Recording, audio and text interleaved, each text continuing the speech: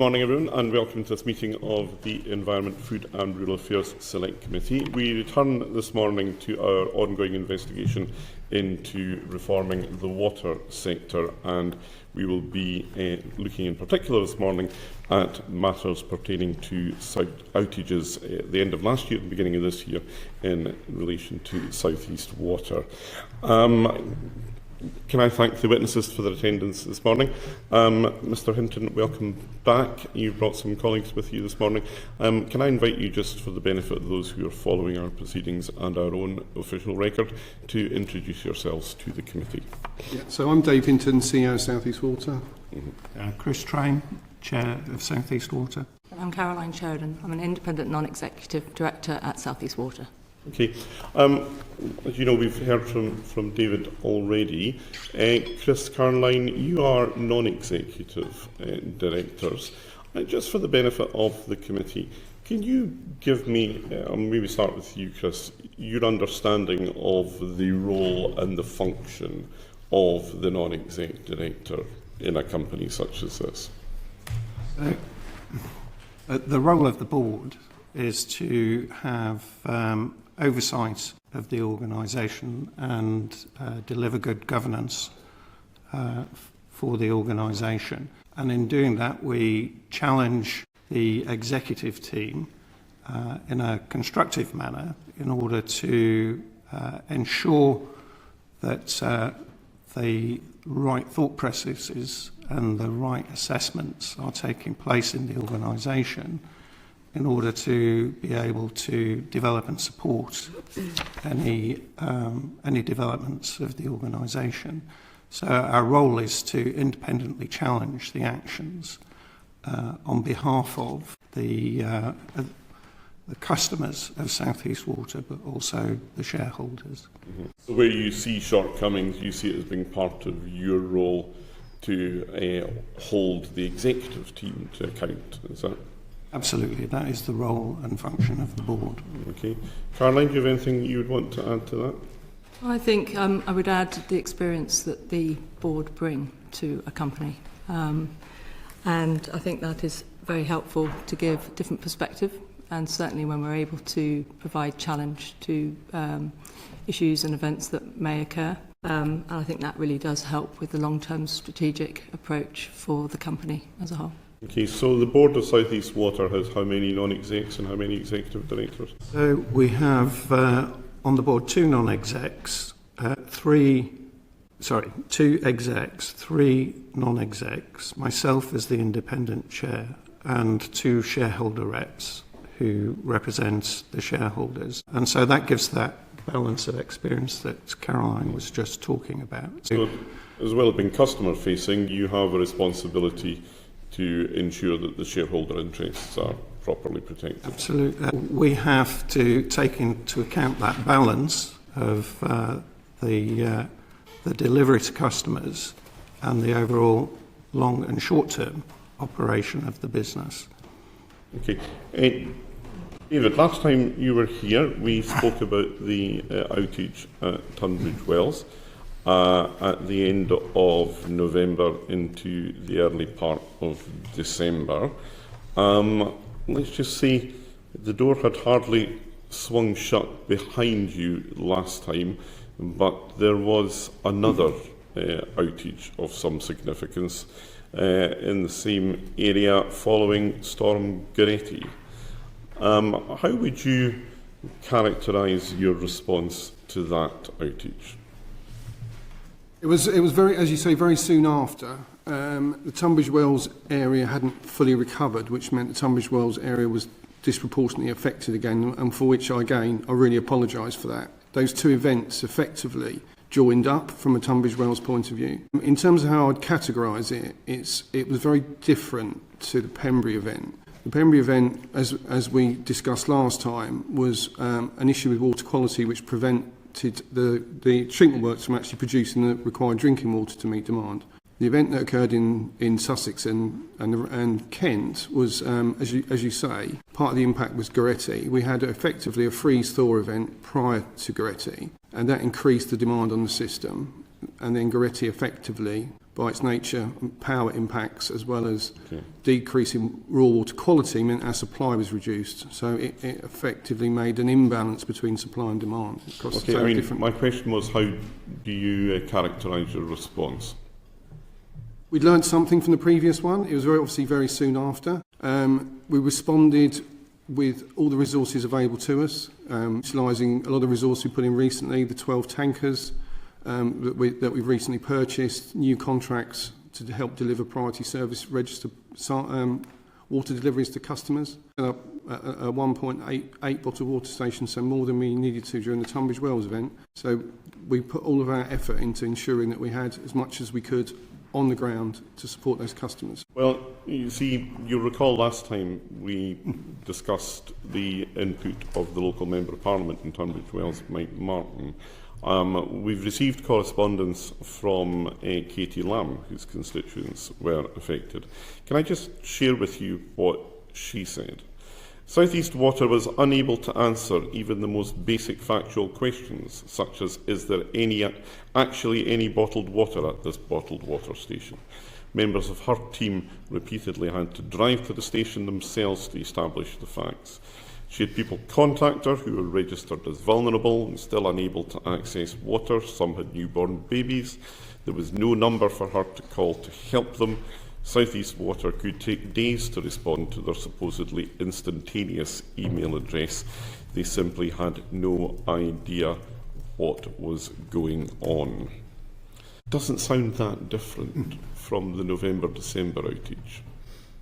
We did learn some lessons. Clearly, we've got more to learn. We've put in the short-term resilience plan, which picks up a number of lessons from both events, which were pretty much concurrent. And we've also got a transformation programme we're putting in place for the business to ensure that we pick up all the lessons from these different events, both in terms of engineering side, but also in terms of response. And I'm really disappointed to hear that customers have had that experience. One of the things we put in place... Are you hearing this for the first time? No, I'm not hearing it for the first time, but I'm just recognising that we hate it when customers, particularly priority service register, but any customers, do not receive that alternative water. And that is one of our key focuses. We delivered nearly 35,000 deliveries to vulnerable customers during the January event. And I hate it when we miss any. And to hear that it upsets me, and we need to do better. Response to the first outage was to tell us that you had commissioned your own independent report, which was prepared by Caroline. What do we find that's new in that report that wasn't in the Drinking Water Inspectorate report? There's a great deal of consistency actually between the two reports, and I would categorise it. You effectively, your independent report found the same things as the Drinking Water Inspectorate. Largely, yeah. If I told you, David, that the committee felt that the Drinking Water Inspectorate gave a very different picture to the committee than that which had been given by you in their evidence, would that be fair comment? Are you regarding the first hearing? Yes. We differed on one element, I think. We differed on the element of foreseeability of the event. I didn't really give, as I recall from the notes, any other factual information around the water quality event that differed from the Drinking Water Inspectorate's one. I think the large disagreement area was one on foreseeability. Mm-hmm. And they said that not only was it foreseeable, but they had foreseen it and they'd warned you about it, didn't they? I believe that's what they said, yeah. Mm-hmm. Any understanding now of why you didn't act on that warning? So the foreseeability question, how I answered it was largely predicated on sort of two pieces of information. One is the stability of the plant over many decades running the same way. And the other one was the belief that the raw water quality had changed significantly at the point that the treatment work started to struggle. Both the independent report and the DWI report, which the DWI report would be characterised as independent, would it not? Yeah, it would. Both independent reports have effectively. We'll come to that later. Have effectively came up with the same set of conclusions, which I would categorise as there were definitely early warnings at the treatment works that the treatment was not performing as it should. Mm-hmm. We should have reacted on those earlier warnings quicker, and our problem solving around it when we got into that situation was too slow and unstructured. So the problem solving and the reaction is in my belief, and the timing and the early reaction, both reports agree on as a failing on the Pembury treatment works on that particular week. Are you still blaming climate change? No, I'm not blaming climate change. At the time... You did, and Chris, you did in your correspondence back to me following that session. It's an element factor, isn't it? Even severity of climate change in the South East in particular has outstripped reasonable predictions. Would that still be your assessment today? I think that still would be the assessment. You hold to that assessment? The thing that the independent report couldn't, or the DWA report couldn't verify, was what the state of the water quality in the Pembury Pond was at that point in time. It was our belief at that time, and still is our belief, that that was affected by climate change and the drought that was experienced last summer, and therefore the water levels within that pond. Because in fact, Ofwat were warning the whole industry as far back as 2008 about the impact of climate change, were they not? Yeah, and climate change has been a factor in our planning. And we use, traditionally we use government climate change forecasts, particularly when assessing the impact on potential changes to raw water quality, but also in changes on demand and available water. It's fair to say, though, I think the predictions have been outstripped by the actual weather, particularly the extreme weather events and the number of extreme weather events we've experienced over the last few years. I think we've broken the hottest day, the warmest spring, driest summer. It goes on in a period of about 3 years. So this is unique to West Kent, is it? The factor that makes that a double impact is it's not unique to West Kent, but the southeast of England does experience particularly the hotter summer impact more than the rest of the country. And the unique factor at South East Water is our headroom, our gap between supply and demand is much closer than any other company. Other companies have it in pockets. We have it over Sussex and Kent largely. As you know, we also manage an area that's Surrey and Hampshire, which has larger headroom. And if that was still a company on its own right, that would be the best or second best performing company on infrastructure. So the difference between the two regions is largely the headroom that exists between supply and demand. What about your root cause analysis of the difficulties? You've heard what Ofwat have to say about that, I understand. What response would you give to Ofwat's analysis of your root cause analysis? So our root cause analysis is a combination of things, but the fundamental thing for us is that our supply-demand balance is really tight. Now, that shouldn't be seen as an excuse. We should monitor and control our assets better in that scenario, and we fully take accountability of that when it doesn't happen. I mean, Ofwat say that you fundamentally misunderstand the nature and purpose of root cause analysis, and in fact, at one point in the course of the investigation, you sought clarification on what root cause analysis actually meant. That inquiry was so that both parties were of a joint understanding of how root cause analysis should be done in this particular case. Root cause analysis has a number of different methodologies. We were trying to establish a methodology that we could both agree on so the findings can be agreed once we followed that route. Having agreed that, they concluded that you fundamentally misunderstood the nature and purpose of root cause analysis.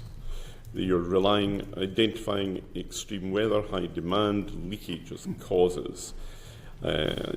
They conclude that these are triggers or immediate causes.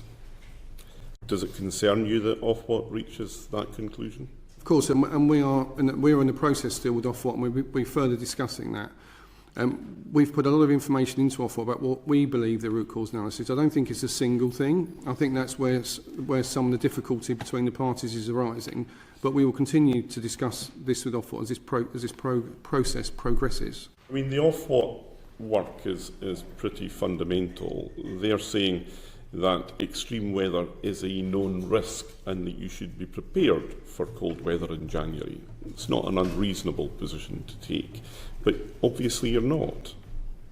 We have, so since 2020, when we started to genuinely see the climate change impacts impacting the system, in 2018 there was an industry-wide beach from the east, but prior to that there was not really any single event that caused any impact to South East Water. We started to see them from 2020, and we've worked through the learnings of those. Our ability to deal with an event is far in excess of what it used to be. The resources we have available to us, we have still fallen short. We have still let our customers down when those events do happen. But we have learnt a lot, and we've got more to learn. But we have put some considerable resource into it. I've increased the operational resource available to, in other words, the operations teams by over 20% in the last 3 years. And that's allowed us to be able to respond. We still have got more to do. You've let your customers down. What are you going to do to make up to that? We are going to. So we have been, as a business, focused on absolutely getting the infrastructure procured through the regulatory process to allow us to provide future resilience to our customers in the presence of climate change, in the presence of housing growth, and we now have that. That process is now finished. So we are knuckling down to deliver that infrastructure. That's what effectively will deliver the resilience and secure the supplies for the customers. Okay, the question was about what you're doing to compensate your customers. Well, when the events occur, we compensate them using the GSS payment system for both business and household customers. And the actual losses incurred by businesses? We've opened a fund. We've opened it last week. How big is that fund? We've initially put aside £600,000 for that fund. If I told you that Mike Martin MP has written to the committee again, telling us that he's conducted his own survey. I don't think he's pretending that this is scientific, but he's had 100 businesses respond with a loss totalling something in the region of 1.2 million. 600,000 isn't going to touch the sides, is it? Well, we'll run the process. Businesses can apply. It closes on the end of May, and then we'll assess those cases as they come in, and then we will have a basis on which to make that judgment. So do you anticipate that you would compensate anybody who can demonstrate a loss? We will run the process and we'll see how that process... No, but the purpose of the process, let's look at the outcome. Is the purpose of the outcome to compensate any business that's sustained a loss? We will look at sustaining a loss, insurability and a number of other factors when we pay the claim. We put aside £600,000 to do that, and we'll do it on a case-by-case basis. If you take the view that somebody should have insured against the risk of your company's poor performance, then you wouldn't expect to pay them compensation? I'm not fully up to speed with the rules of the scheme, but what I would say is... Well, it's not about the rules of the scheme, Mr Hinton. It's about what you intend to do as a company. We will not make a judgment on whether they should have insured. We will just take into account whether they have been insured. Right. The last time you were here, you gave yourself 8 out of 10 for your response to the outage at the end of November, January. How would you mark yourself out of 10 for the subsequent outage?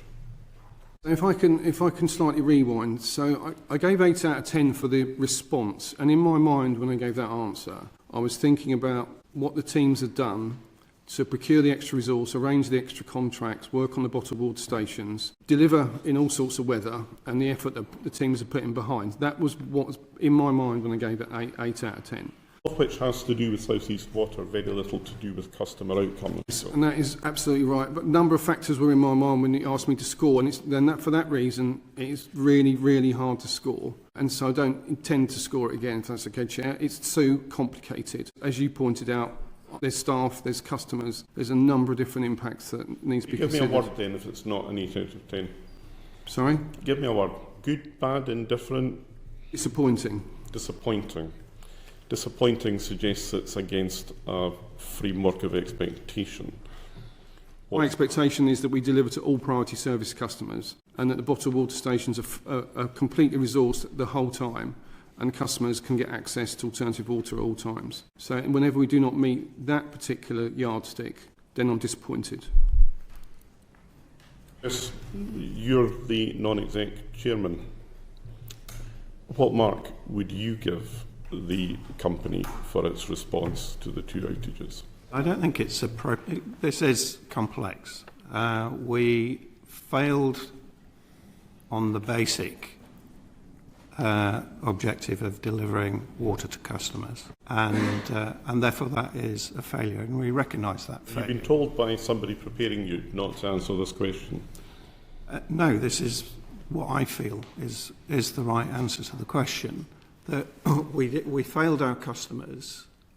We worked very hard to rectify that situation. And since the events and the independent reviews, we have undertaken a lot of actions to improve the resilience and the operations. The purpose of asking you to give a mark is so that your customers have an understanding of how you see your performance on a scale. That's why we ask for a figure like this. Yeah. You've told us already that it's part of your responsibility as a non-exec director to look to customer interests. Do you not think your customers deserve that degree of accountability from you? And that degree of accountability is that we accept that we failed in our primary duty, and we could have done better with all of the factors. And that's one of the if I'm a customer in Tunbridge Wells, what does that tell me? I think we know that you've failed. It's surely important to them that you understand and you're prepared to explain the extent of the failure. And apparently, you're not. And failure is failure. And we have failed. And what's important is that we as an organisation learn from that in order that we don't fail at any point in the future. It is not right that it is absolutely untenable for customers to be without water. And whatever we do on alternative water, however good we are at alternative water, that does not substitute from a customer's perspective not being able to... Well, as the non-exec director, then, why do you reward failure within the company? Sorry? As the non-executive director, why do you reward failure within the company? We don't reward failure. Remind me of Mr. Hinton's salary increase and bonus. So David's salary... I mean, £400,000 bonus, is that correct? No, that's incorrect. No. Sorry, well, tell me what the figures are then. Salary is subject to the remuneration committee of the board. Yeah, we know that. Other non-exec directors. Yeah. What's the salary? And the salary is 400,000. Right. And the performance payment on top of that? And the performance payment for this year, we have not finalised, but Dave has indicated that he is not prepared to take a bonus this year. You were prepared to give him one? No, David... I mean, this isn't an event that's just happened. There's been a history of systemic failing within this company since 2018 onwards, is there not? There have been a number of failures in the organisation. And in that time, salaries have gone up and bonuses have increased. As I say, the REMCO, Remuneration Committee, benchmarks the salaries of the executives in order that we make sure that we are getting the best balance of quality of executive for the organisation. That fails its customers and presumably also its shareholders as a consequence. We are disappointed. Dave has surrendered his bonus, even if we were going to give, as a remuneration committee. That made the conversation probably a lot easier than it might have been otherwise. But Dave recognises that, the board recognises that within the remuneration committee also. What effective difference do you make as non-executive directors here? Either of you? We make a big difference, I think, and the organisation... How bad would it be without you then? Pardon? How bad would it be without you if you're making a big difference? This is governance is an important part of running an organisation, and the experience and quality and challenge that the board and the non-executive directors bring to the executive team is very valuable in running a good company. We have failed in a number of areas in terms of there are opportunities for us to learn and develop. One of the points made within the independent report is around the management of risk and the balance of risk. We have a pretty typical risk management system, that framework that we use of parent risks, child risks within the organisation.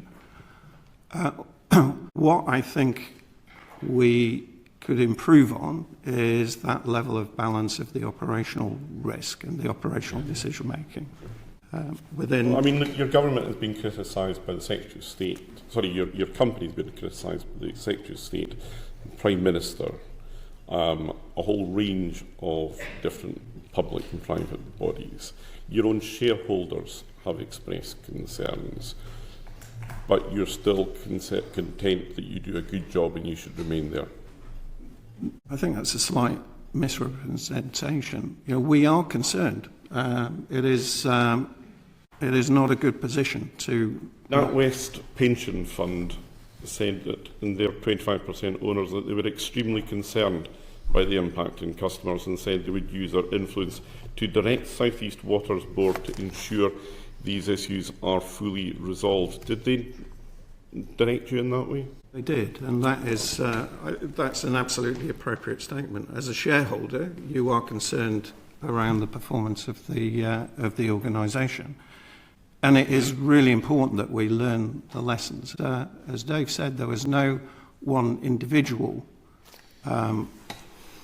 cause of the event, but there are a number of failures and weaknesses in the process that we need to make sure are rectified across the piece. As a board, we have put a lot of focus on both the short-term measures and the long-term measures that will improve the resilience, particularly around Tunbridge Wells. I've taken long enough on this. I don't think we're going to make any further progress. But Jenny, you've got a point to come in on. Thank you, Chair. Just one quick question. Chris, you said earlier you failed customers, you failed in your primary duty, we failed a number of areas, and there are opportunities for us to learn and develop. As the Chair just said, how bad would things have to get for a change in leadership at the very top? So it is really important for the board to have good leadership in the organisation, and we have looked, as you would expect us to do, at what the appropriate leadership of the organisation is going forward. The board has given its commitment and its backing to Dave and the executive team going forward as the right solution for delivering what is best for South East Water customers. Alongside that, we recognise that there are a number of forward-looking challenges, and we are bolstering the executive team with a number of external hires, which will cover a broader spectrum of leadership across the organisation. When we were last here, we were examining an issue in November, and we called you back. We're examining an issue in January. If we call you back for a third issue in the spring, will this leadership team still be here, and will we be scrutinising the same leadership team, or will it be a new face? That's not an appropriate question to answer because it depends upon the circumstances. The board is backing Dave as chief executive and the executive team. Sorry, Chair, I feel like we're wading through treacle here. We're not really getting. You haven't answered my colleague's original question, which is what would it take for a change in leadership? You've had an outage that affected tens of thousands of people, another outage that affected tens of thousands of people, a proposed fine because 286,000 customers have been failed according to Ofwat. The Chair has pointed out the Prime Minister feels that what's happened is unacceptable. What more has to happen for Mr Hinton's position to be untenable? And the reason for not asking the question, I don't think it's appropriate to hypothesise. What is important is learning what has caused the events and making the appropriate changes within the organisation to deliver against those. The board are backing the executive team to deliver against that. And that's not without its challenges. without a doubt, we are backing the executive team. Part of remedying what's happened is people having confidence. And your customers clearly don't have confidence, as has been expressed by the leader of Kent County Council, 7 local members of Parliament. This committee has made its concerns very, very clear. Why isn't the confidence of your customers not an important part of you turning this around? Confidence is a hugely important part, and we do need to rebuild confidence within our customer base. We are doing the right things and that we are delivering against the requirements of our customers. And we believe that is best served by Dave and the team delivering. Yeah. As you said, this is a failure of your basic objectives, and it's failure after failure, excuse after excuse. The board is not doing its job. It's not delivering on governance, it's not delivering on accountability, and as my colleague Tim just said, you've lost the faith of your customers, and the only way to rebuild that faith is to take action to change leadership. Why did you not see that is a very basic part of this? Any other company that has failed on its basic objectives, that has, mistake after mistake from 2018 onwards, a failure to react and implement recommendations one time after another, and yet here we are. I'm just frankly flabbergasted that nobody is accountable for the mess that the company's in. We are accountable for where we are. We, as a board, we have to step back and ask the questions that you're asking. We have to look at the broad context of the organisation. We have to look at the context of the industry and the sector, and we have to do what we think is best in the best interest of South East Water customers. You might be asking the right questions, but I think you're coming up with the wrong answers. Yeah. Okay. I can see we're not going to shift this, so I think we'll move on. Juliet, you have some questions around the foreseeability of the issues at Pembury. Thank you, Chair. So you and the DWI disagree on how far in advance the issues at Pembury could have been foreseen. You claim that between the 1st and the 15th of November, the treatment works were operating normally. But the DWI states that there have been clear signals from as early as the 9th of November. Do you think the DWI is wrong? No. I've gone over the information both from the independent investigation and DWI's independent investigation, and there are signals in the early parts of November that we should have reacted to. We should have done more in the early part of the period. We should have then used different problem-solving skills, used more advanced problem-solving skills, and remedied the situation quicker, and that would not have impacted customers. So both reports conclude around that same issue. It was the reaction to what was appearing to be a treatment works that was going out of control, that we were too slow on that. And I agree, that is what happened at Pembury. So the DWI identified problems with coagulant dosing assets at Pembury over 10 years ago. It says it doesn't understand why you've not installed more modern systems. Could you tell us as a committee why? So the system, without getting too technical, but the system at Pembury has, it changes the coagulant with the flow rate. There are more advanced systems available. Pembury is due to be upgraded in 2028. When you change something like a coagulant system, quite often you need to change the control philosophy of the site, and that was very much planned as part of that upgrade. What we should have recognised in the interim, while we were waiting for that upgrade, is that we should have been monitoring it more often and harder and more appropriately in the space between where we were and the upgrade itself. It's absolutely intended to upgrade Pembury when we upgrade the plant as a whole up to a more modern coagulation system. And have you got a time frame of when you're... We're starting it in 2028. It will take a number of years to do the whole plant because it is the sole treatment process for Tunbridge Wells, so it can't be taken offline. We need to do it while it's live. So it'll be a long project, but coagulation will be very early in that process. And so really my question is, it's 10 years ago it was identified, needed updating. But and like I say, it's not an outline being just a flow-controlled coagulation, but there are more modern equivalents available. And no, like I say, without putting that in, we should have monitored it more as an alternative, and we didn't do that. So my final question to you is, the argument about raw water quality changes was central to your assertion in January that this incident was not foreseeable and it was not preventable. Did you mislead the committee?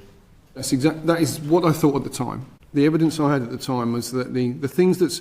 When we have a treatment work failure or anything, actually, we look to see what has changed because the plant was running in a certain way and something changed.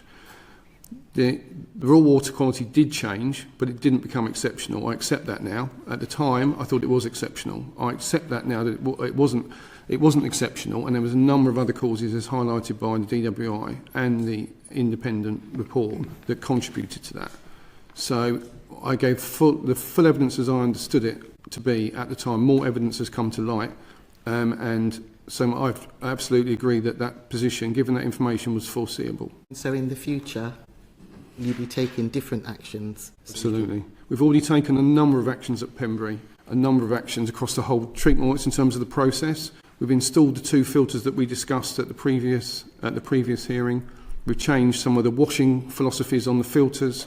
We've added more monitors into the system, and we've overall increased the jar testing. We've done a complete overhaul of the risks we face at Pembury to take us to the point where we can do the full refurb of the plant.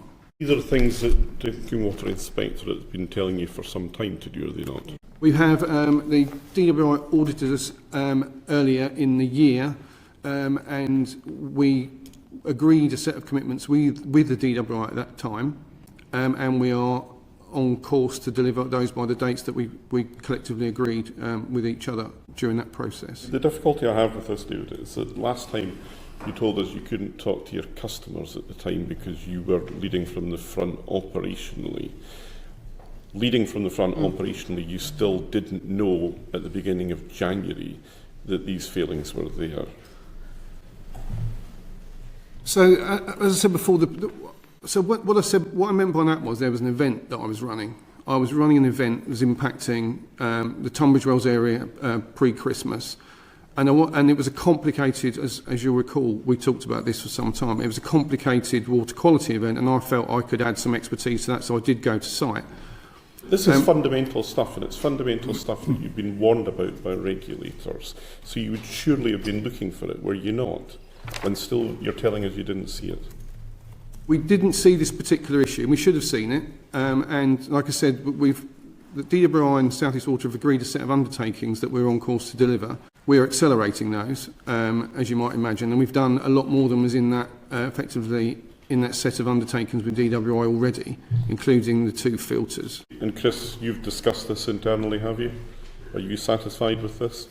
We have. As a non-exec? I mean, more than discussing it internally, we've been down to the Pembury Works. We've had a look at the facility, and we had a look at the challenges that there are and the work that has been done in order to improve the resilience of the site. And clearly one of the big things that will help to improve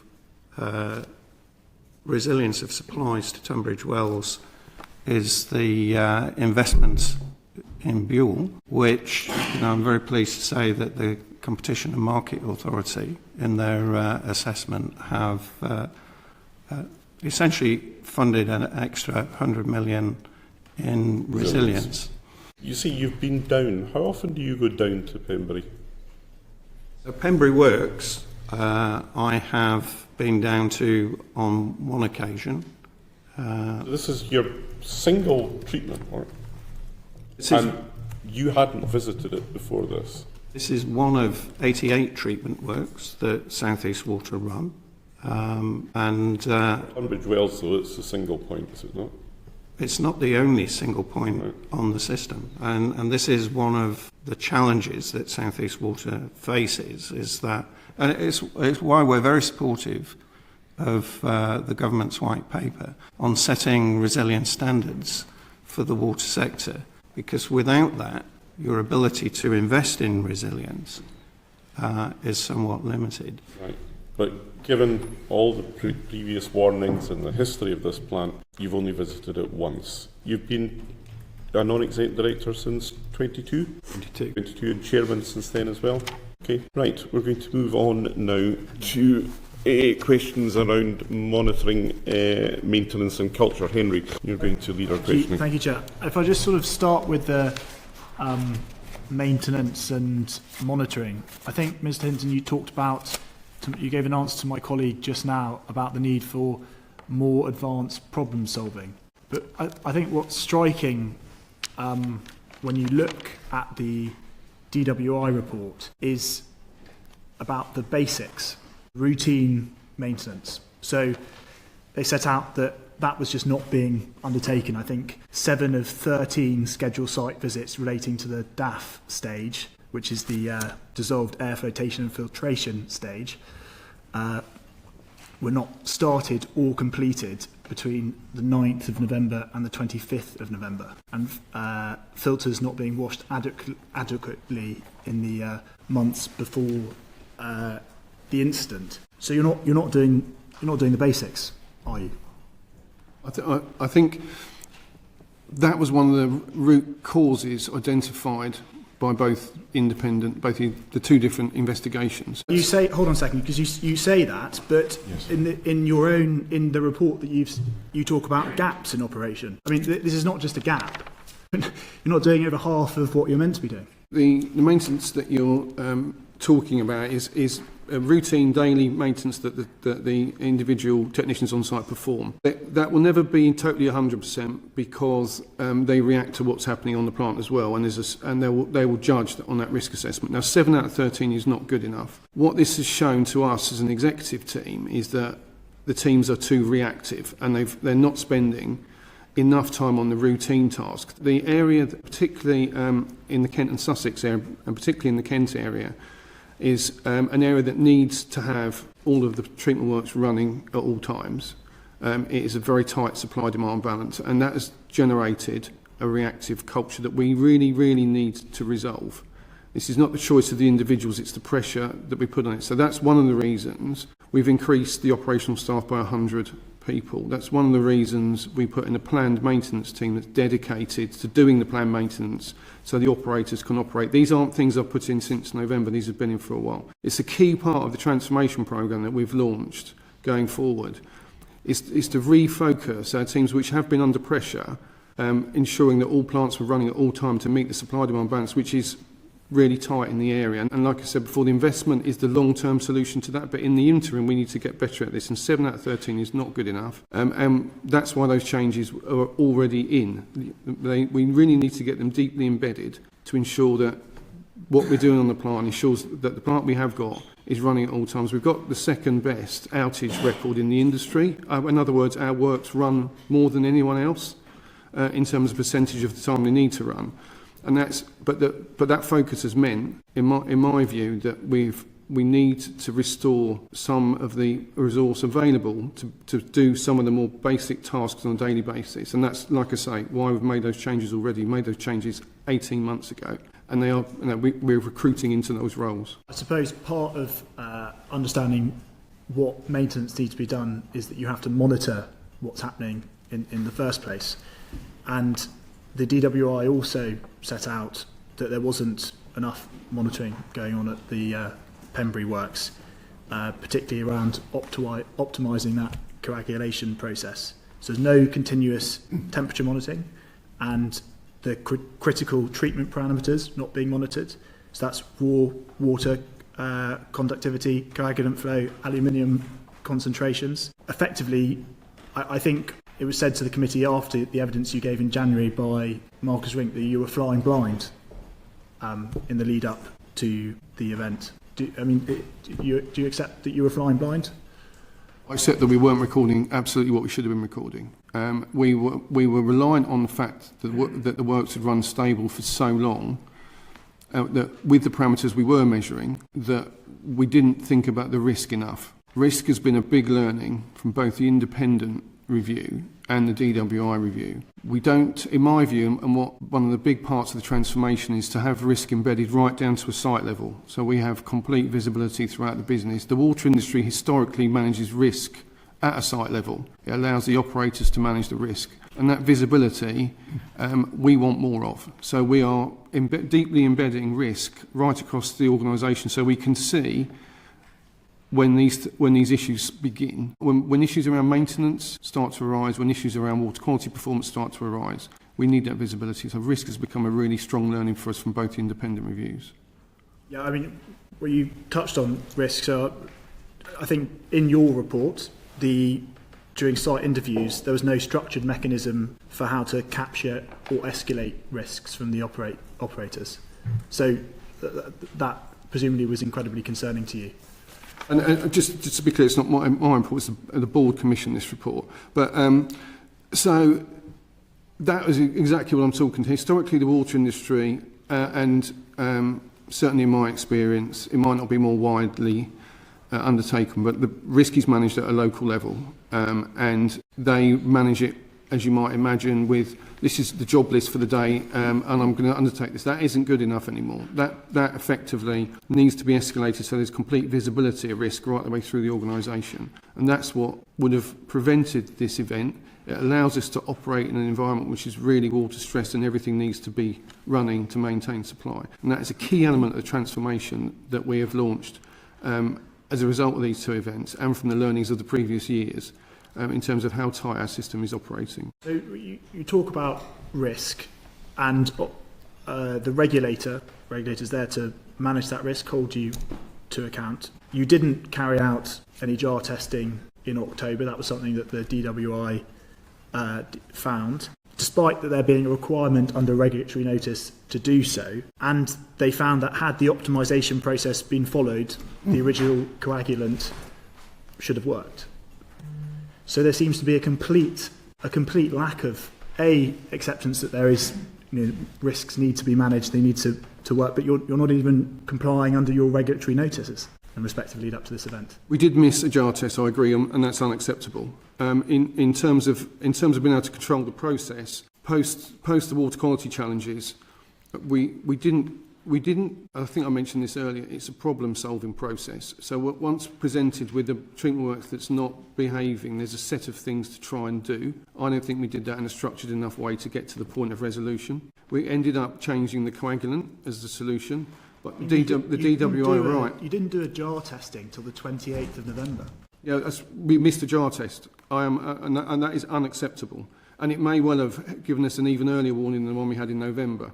But as the DWI said, the 9th of November was the earliest indication that the treatment works was not performing as it should. So, but I fully take it that we should have reacted earlier to that.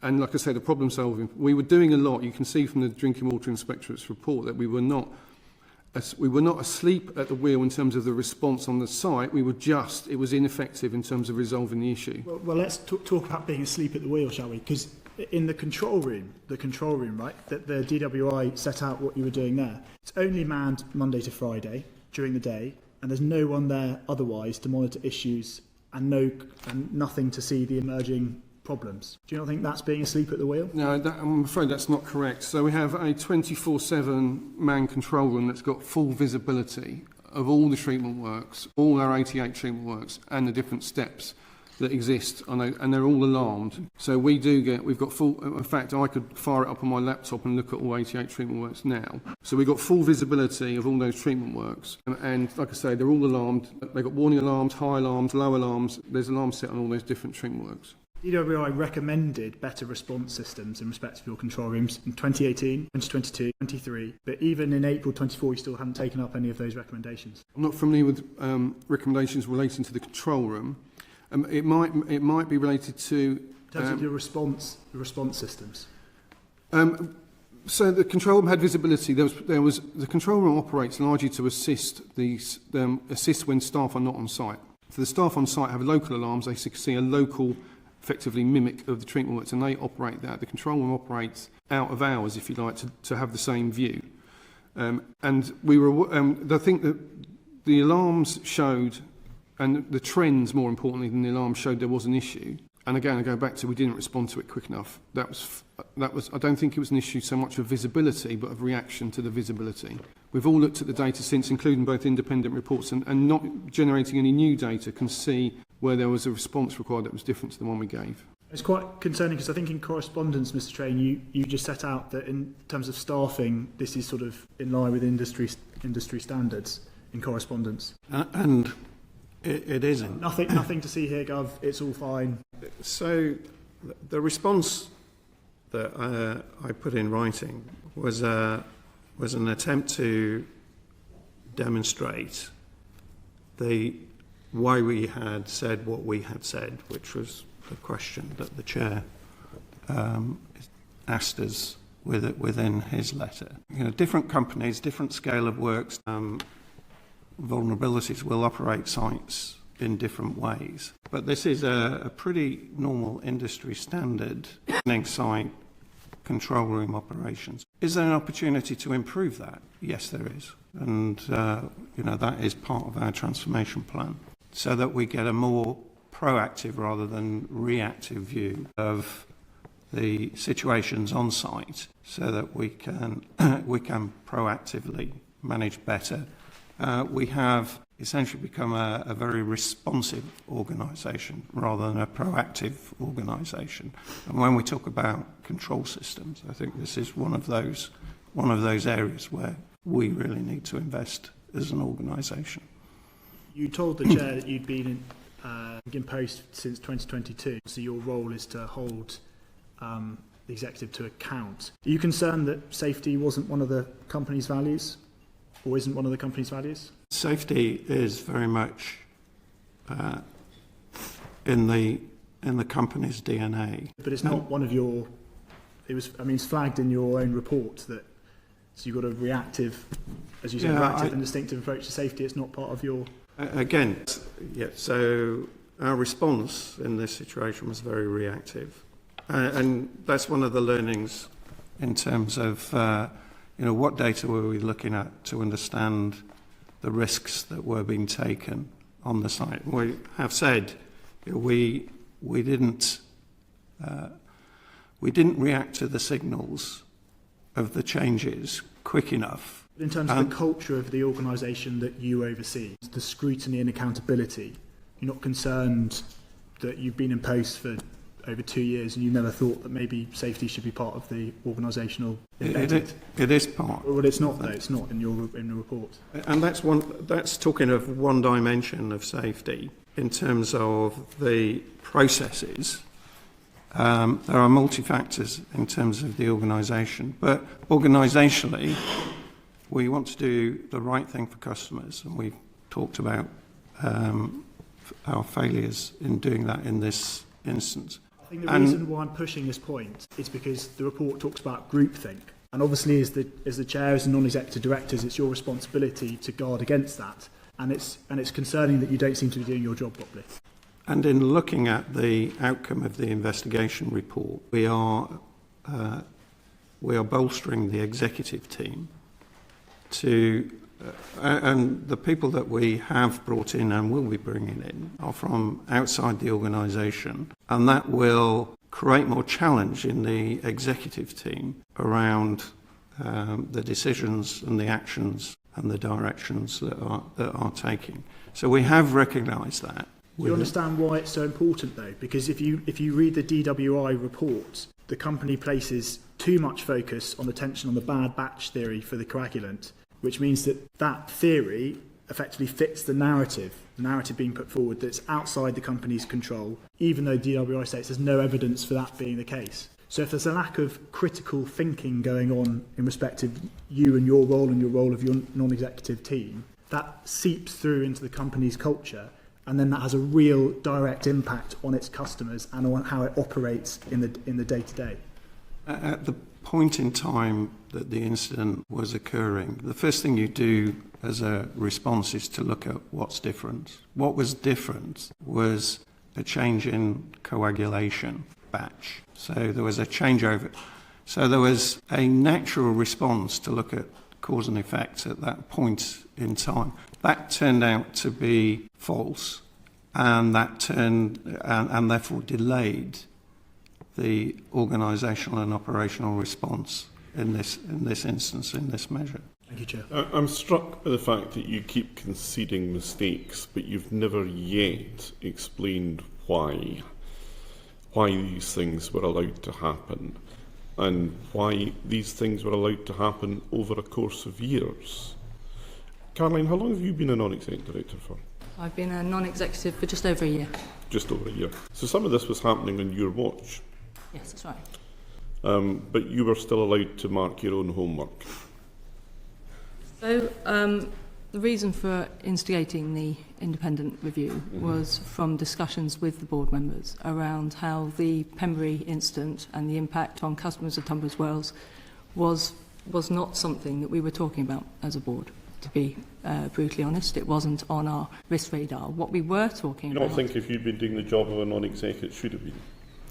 I think we were very heavily focused on some of the known issues across South East Water, which have been the lack of resilience, lack of headroom, the impact on customers because of the supply-demand issue. And it is true to say that we spent a lot of time focusing on that. We've heard from David here about risk, as if suddenly you've just discovered risk as an issue for the first time.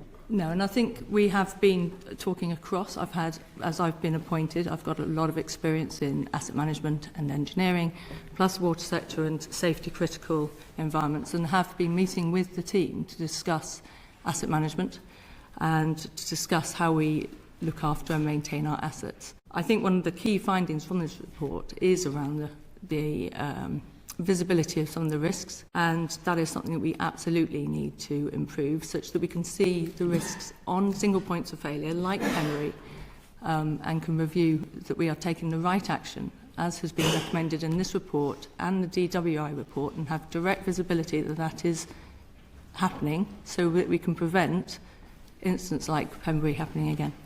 You sit there today and tell us that it won't happen again. Unfortunately, I can't sit here today and say it won't happen again. No. We have, specifically for Pembury, taken the action and overseen that the action has been taken.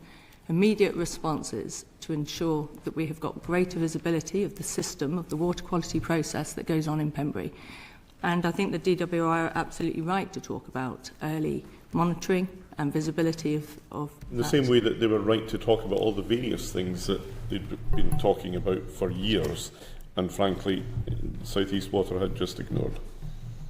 I think it's very true to say that having the two independent reports has really given us a different perspective and to help really inform the conversations that we are having. Well, let's just look at the independence of your report. You were commissioned by the board. Yeah. You later brought in 3 other assessors, if I can put it like that. How far into your report process were these people brought in? When did we appoint them? Yeah. So it was before Christmas that I've had the first conversation with the lead investigator. He is known to me. I've not worked with him. When was he appointed? When was he appointed? He started work between Christmas and New Year. I think in terms of payment, that would have been early January. So what has your report found that the DWI had not already found when we heard from them in January? I think the findings that the DWI presented at the first committee is in line with what we have found. The reason we did this was to provide a... You didn't accept the findings of the DWI report? I think or what if we you wanted... accepted them, what was the point of your report? The point of our report was to look internally at broader factors as what was going on and how had we not seen this coming when we really should have done.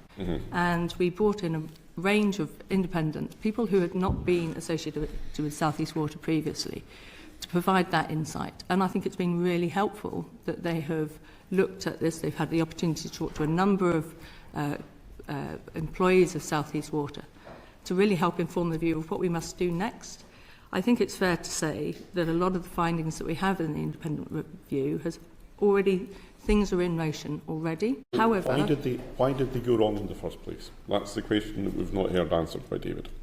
Why did it go wrong? Yeah. Why did the failings that led to the incident in November, December, and then the later one in January, why did they happen? So, there's no single root cause. I would say that it is not due to water quality variances of extremities. It's fragility across the system. So Pembury operates a chemical process fundamentally, and layers of protection have been gradually eroding, and we didn't have sight of the system as a whole.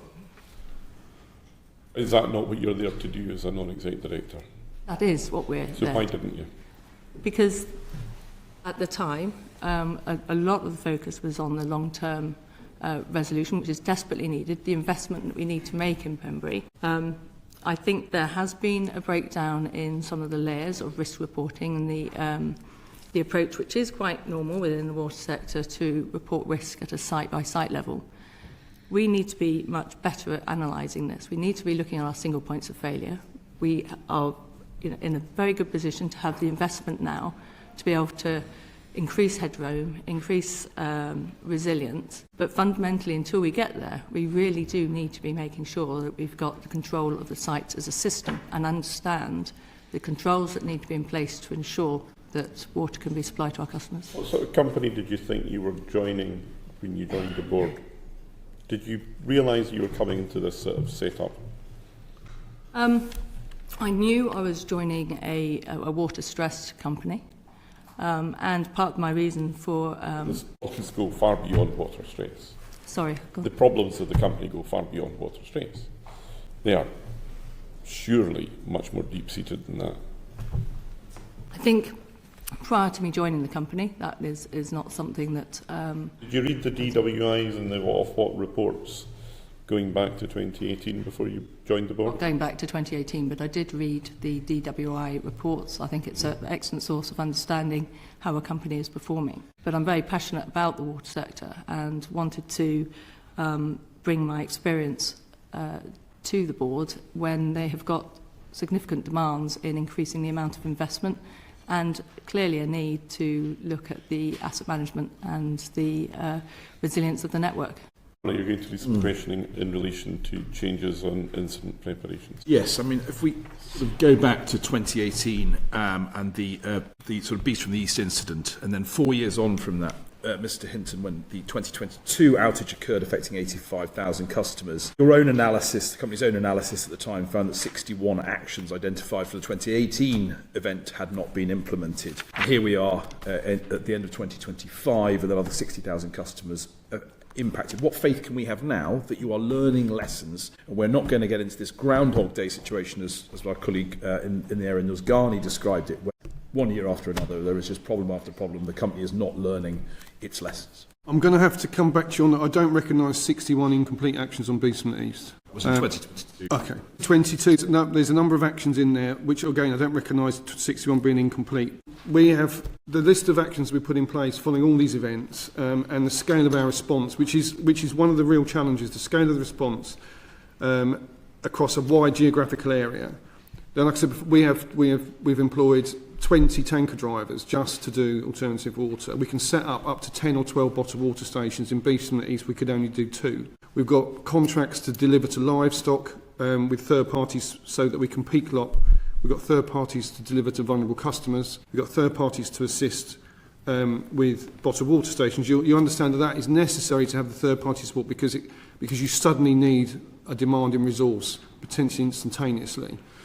And all those are in place, as are some learnings already from the recent event. So the communication about bottled water stock levels has been mentioned today already. We've developed, for want of a better expression, an app which allows us to communicate with each other and soon to be with customers about live stock levels.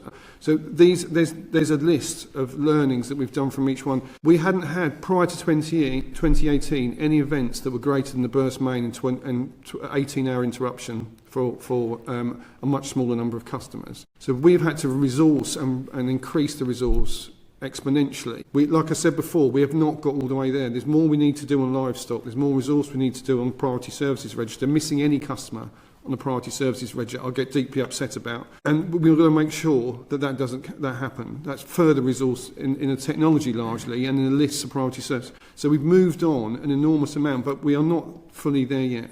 You mentioned livestock. It's interesting. My colleague Helen Waitley said to me ahead of the meeting that you were dismissive, frankly, of farmers when they raised concerns towards the end of last year because they couldn't access water. Now, I appreciate there is a hierarchy of priorities in terms of vulnerable customers, etc. But would you accept that you were dismissive of farmers? Absolutely not. I mean, I found it a really tricky issue. We were trying to prioritise, as you rightly say, between the different areas. And it was an uncomfortable conversation. I would not like anyone to be concerned about their livestock, and it doesn't exist. This issue doesn't exist across our patches. There's both farming livestock, and there's also, if you like, owned livestock, like in a domestic property, so horses. So we have now set up again with a dedicated contract to be able to deliver standing water to livestock. Our next step, which we promised, is to create a livestock register, which will be the first in the UK, so we understand where the livestock are prior to the event happening, rather than being reactive to the livestock. It's something, again, it's something that we know is live. If I came across dismissive, I apologise. That was not my intention.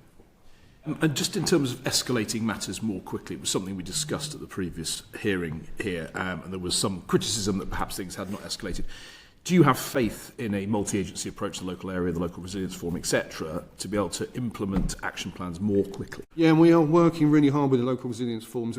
We've got some workshops we're doing with local resilience forums and stakeholders to examine the response to alternate water in what everyone's calling peacetime, so that we can look at the locations of the bottled water that we all agree for different times of the year. And we're working really closely with the local resilience forums to run joint exercises to test both of our responses. And there's a real keenness from the local resilience forums to assist in some areas. So there's a real keenness to assist in priority service register deliveries, for example.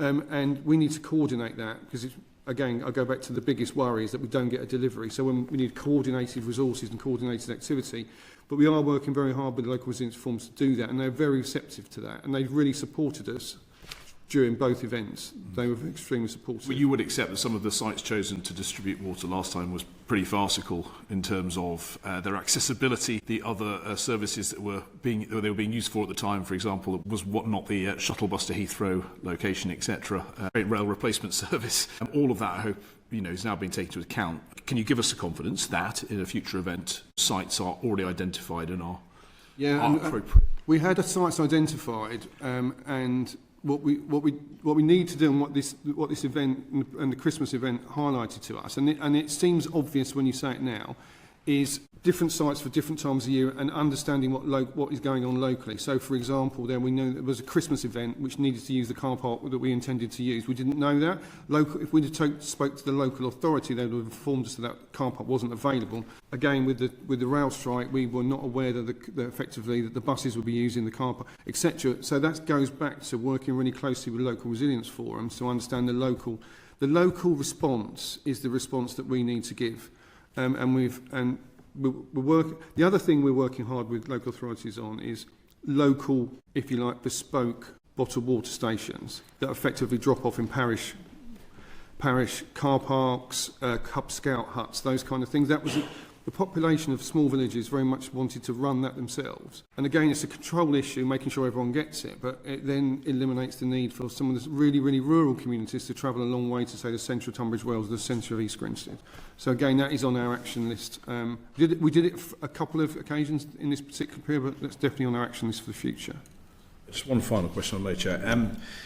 Mr Train, you received a letter from 6 local MPs in January, Helen Whately, Mims Davis, Rosie Duffield, Helen Grant, Katie Lamb and Tom Tugendhat, calling for a change of leadership. Now, MPs are not shy of writing letters, but it's unusual for them to write a letter of, I think, calling for such a severe change at a local private company.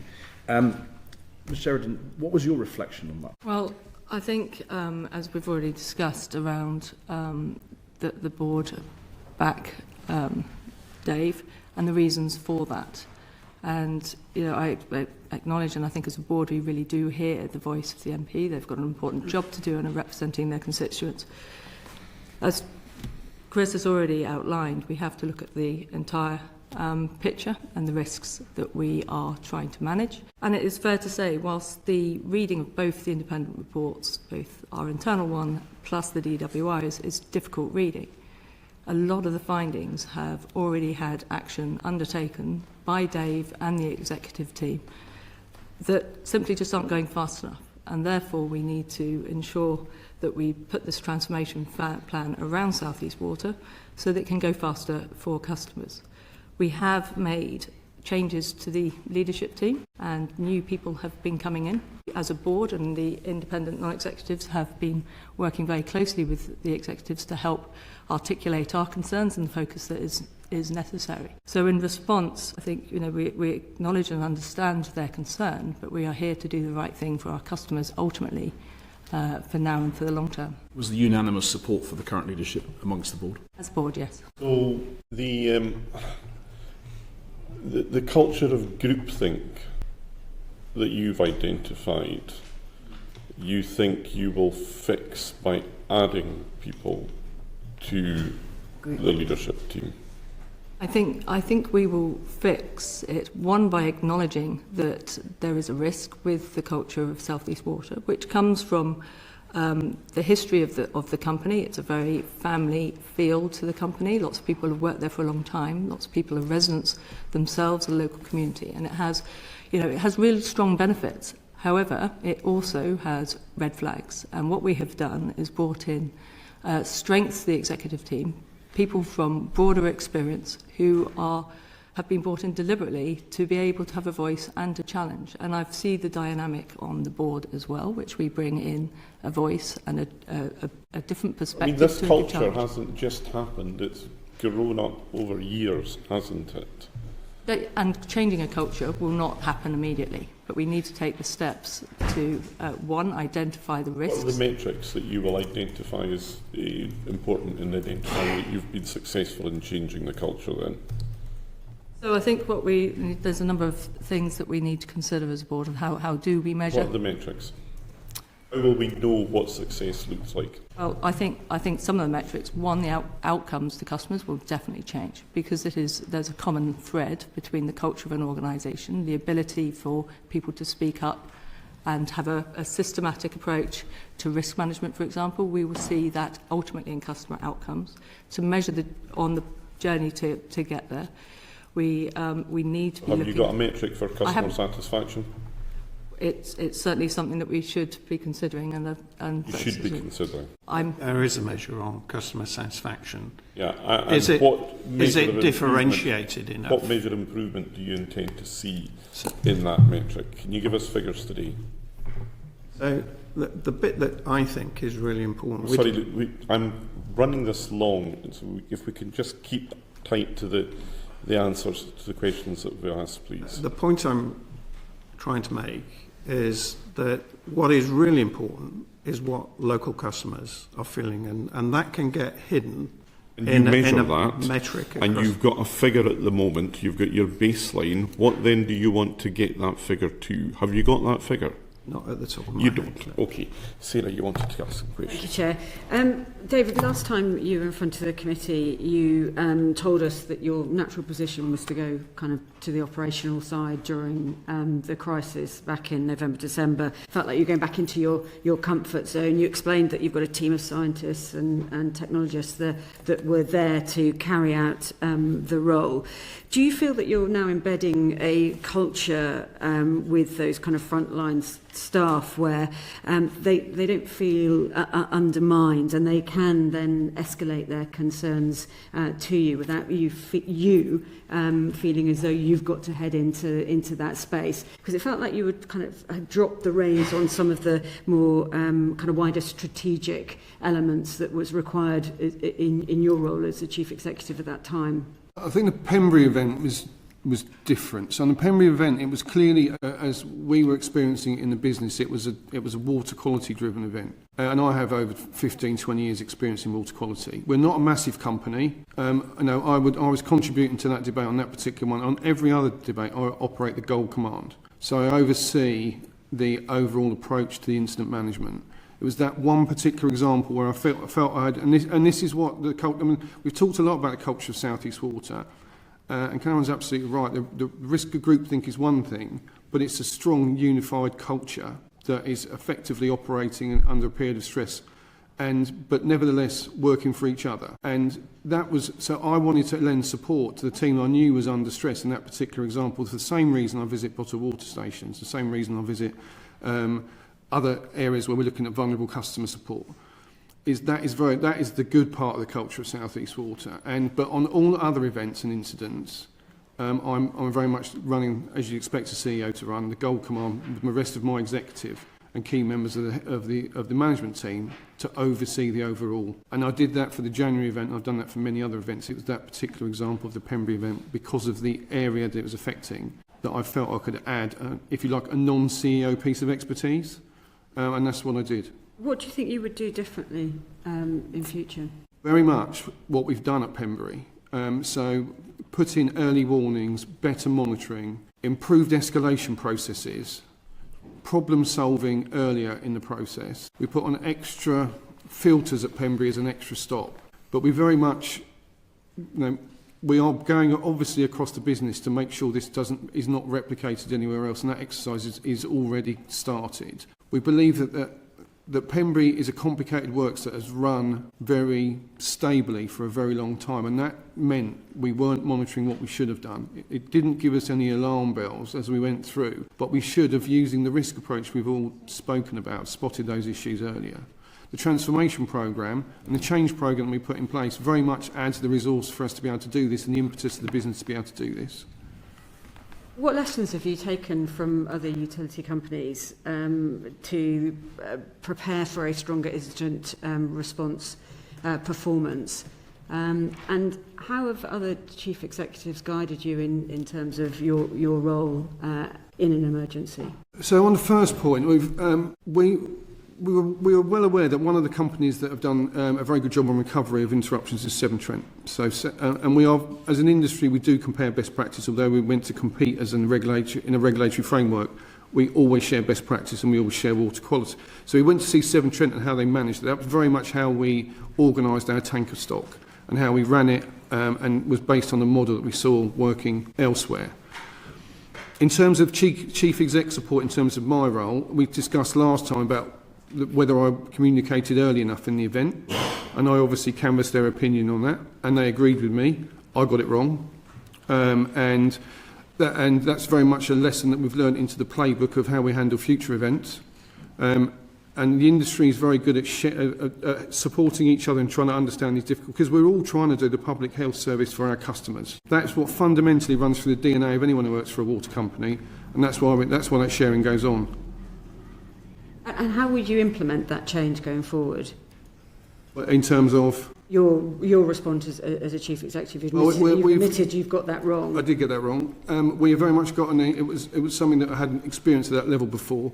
We're using consultants to really help us work out what our effectively emergency playbook is, our crisis comms playbook is, what everyone's role in that playbook is. So that is a learning that we went through the pain of getting it wrong, and we're very much, as part of the transformation process is to learn from that, and that is well embedded already into the organisation. We've made a lot of progress in that area in the last 3 months.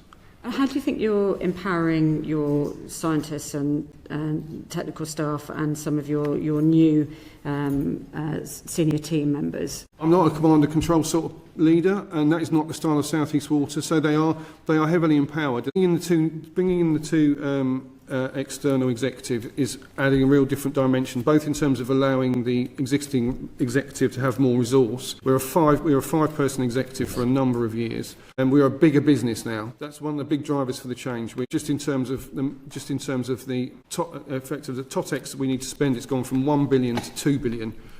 Over a 5-year period, so there's a lot for us to do. So the focus is very much on new ideas, new impetus, and new experience against a lot more to do for our customers, which we're really excited to do. We think we've got a real opportunity to make a difference, and these two new roles are doing that. We very much empower them to do what they need to do in their area. Very much empower them to deliver the assets that we need to deliver. We've got a new technical information directorate that's going to be looking at insight we're getting from smart meters. It's a new world when the investment's going to allow us to get customers' resilience back on track where we want it to be, get us ahead of climate change, so that we can get back to a new place where we're really delivering for our customers. That is the North Star of our business. Thank you. Thank you, Chair. You're bringing in consultants now, you said there. On the communications and the internal expertise on crisis communications as a water company wasn't there. Right, just on the communications side of things. We use consultants for various roles, as most businesses do, but the one I was referring to there... Is that going to cost you then? Sorry? How much are these consultants going to cost you? I don't know the number off the top of my head, but it's a real... I mean, this is one of our biggest issue, apart from the lack of the fundamental water supply our customers told us, was the communications were poor. So... Yeah, I mean, I'm intrigued just to explore your role, though, in Pembury. You lost days because you had the bad batch theory. Did you author that bad batch theory? Who was responsible for that? It wasn't my... I did not... Did you challenge it? Yes, I looked to see the... Well, by the time I arrived on site and had the site-level detail, they'd already swapped the batch to try a different batch. They went back to, as Chris said, pretty, a scientific principle with something. If something starts behaving differently, what's the changing input? It was what we should have done is explore more than one potential cause. Any reason why you didn't? It was, again, I'll go back to the problem solving. If we'd have... Exactly, that's what I'd hoped we'd get to this morning. Why didn't you? The thing is, issues on treatment works take a number of days to resolve. That is just a fact. That happens all over the industry. Now, we didn't help ourselves because we didn't spot it early enough. That lost days. And as we've said, in other things, the system in South East Waters area means you don't have days because there isn't a lot of storage in the system. So those two things combine. But fundamentally, I'm not blaming the storage in the system on this one. It's a factor, but it's nothing to do with this. Is that we didn't spot it early enough. That's if we just spotted it earlier, we would have resolved it. We could have made it less likely to happen as well with some impacts on site. But for me, is we could have worked our way through that issue and solved it if we'd have spotted it earlier and responded to it earlier.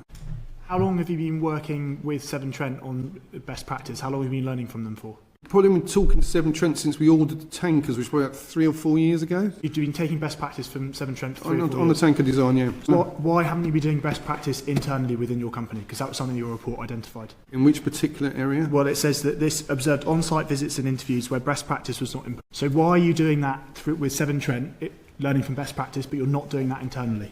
Well, we do always try and seek best practice. Okay, on this particular example, we weren't following it. Your own report says that you don't. It says we didn't follow best practice. Okay. Thank you. You're going to lead us on some questions around long-term infrastructure concerns, and then I'll come back to Josh. Thank you, Chair. Mr. Trade, lack of interconnectivity, historically low levels of mains replacements and other issues have been flagged as affecting resilience at South East Water. In your view, why was greater resilience not a priority in earlier price reviews?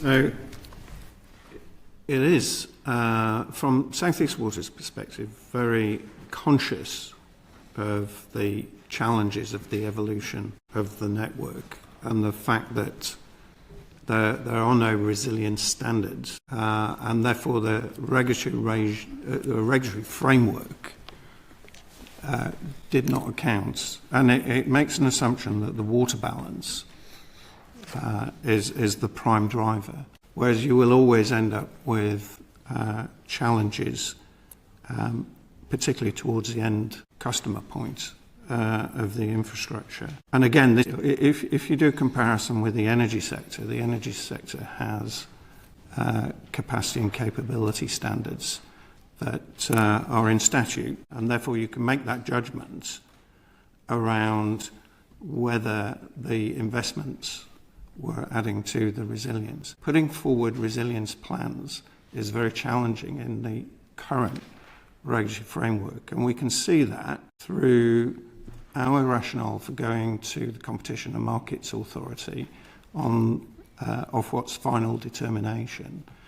And thankfully, we had a recognition from the Competition and Markets Authority, and particularly where Tunbridge Wells customers are concerned, the investments sanctioned through the CMA for Buell improves that level of connectivity and therefore alternatives in terms of the system. Other networks, other water companies have more interconnectivity, particularly those that have had historically large industrial activity going on, where That activity has now gone as the world has changed, but the capacity in the infrastructure has allowed a greater level of flexibility.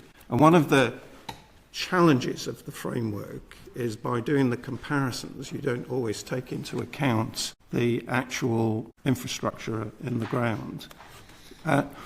And again, that is illustrated through 88 treatment works for 2.3 million customers is very unusual as an organisation. And that drives, the history of that comes from local communities developing their own resources, and then a framework that has not recognised, modern requirements, modern interconnectivity. As the population has grown within the South East, that then exacerbates the situation. I think the committee recognised the points you make about regulation, and Mr Hinton made those points in January as well, and welcomed the IWC's recommendations. I don't think we can completely hide behind the regulatory framework, though. It should be a core part of your business, and understanding that resilience is important in terms of your infrastructure. Ofwat found that between 2009 and 2024, the price reviews, many of the service reservoirs had deteriorated from grade 3 to grade 4 or grade 5 conditions, so there was a resilience issue. But can I ask you, Mr Hinton in particular, you told us that Ofwat failed to give you sufficient funding to invest in the resilience of the infrastructure, but Ofwat has told us that the company often failed to make a robust case for funding. Can you respond to that? I think it's Chris's point, really, is resilience as in terms of a line of funding is relatively new in the water industry. It's been handled in the past under the guise of water resource plans or quality issues. And so resilience in itself, in my mind, can be, it's an outcome, but it also can be an input. So Chris has mentioned resilience standards. So for me, just so that everyone's clear what I'm... Can I just say, Mr. Hinton, because I'm short of time, I've got to go bother a minister about something else in my constituency. My question was, Ofwat says you failed to make a robust case for funding, or had already received funding in previous price reviews to invest in resilience. So how do you respond to the suggestion that you're not providing robust business cases? The business case is difficult to make in the absence of standards. The business case is effectively on a case-by-case basis, on a community-by-community basis, the most recent example of which is the expansion of Buell Water that Chris mentioned, which we needed to effectively take in front of the CMA as an assessment. So this isn't, I'm not criticising Ofwat here, it's the framework by which the assessment can be made and therefore judged is not there yet. The white paper is proposing it should be there, and once it's there, it'd be easy for both sides, both for the regulator to judge and the company to make the case. So I take that point. I do think it's an important point. But you two of you today have talked about the extra £100 million from the CMA's redeterminations. Am I right in remembering that when you asked about this in January, you felt you needed £300 million of investment? So are you satisfied with £100 million, or do you still feel it was the £300 million figure that was needed? Well, we have actually got over £300 million for resilience in total, so that's an extra £100 million. And we haven't got everything, but we have got a lion's share of the resilience money that we need. And we very much can progress and make the resilience of the South East markedly improve with that level of investment. So we didn't get everything, no, but we have got well over 300 million, which is fantastic. In the previous price review, we had around 70-80 million, so there's a huge step up in the amount of resilience funding that we've now procured for the customers of South East. And in fact, in the region, you received one of the largest increases in revenue overall, didn't you? So hopefully customers in the region should be seeing improvements in the future. Can I ask about those issues I mentioned at the beginning? Ofwat found problems with the upkeep of treatment works, trunk mains, boreholes and reservoirs, and that maintenance funding should have been applied for over 10 years ago. How can you turn it around as quickly as possible? Ofwat makes some points in the investigation there, which that we recognise. We were always within the regulatory framework balancing the risk of different maintenance choices. We have thousands of maintenance choices every year. We've got 88 treatment works, all of which have got thousands of assets on them in total. And so we're constantly trading that off. Boreholes is one we are very acutely aware of, and that's very much in the transformation programme. The overall yield on those is very much in the transformation programme. We would have made a choice about intervening on another asset when we chose to reduce the maintenance on boreholes. We're constantly making that trade-off choice. We overspent our TOTEX by 100 million. So it wasn't as if we weren't spending the money. We were trying to trade off across different assets. And sometimes those trade-off choices can be challenged and can be wrong, because they are very much trade-off choices made at a point in time. Yeah, I mean, indeed, Ofwat said that you failed to ensure service reservoirs were adequately and regularly inspected for at least 10 years, and failed to maintain trunk mains by undertaking sufficient preventative maintenance.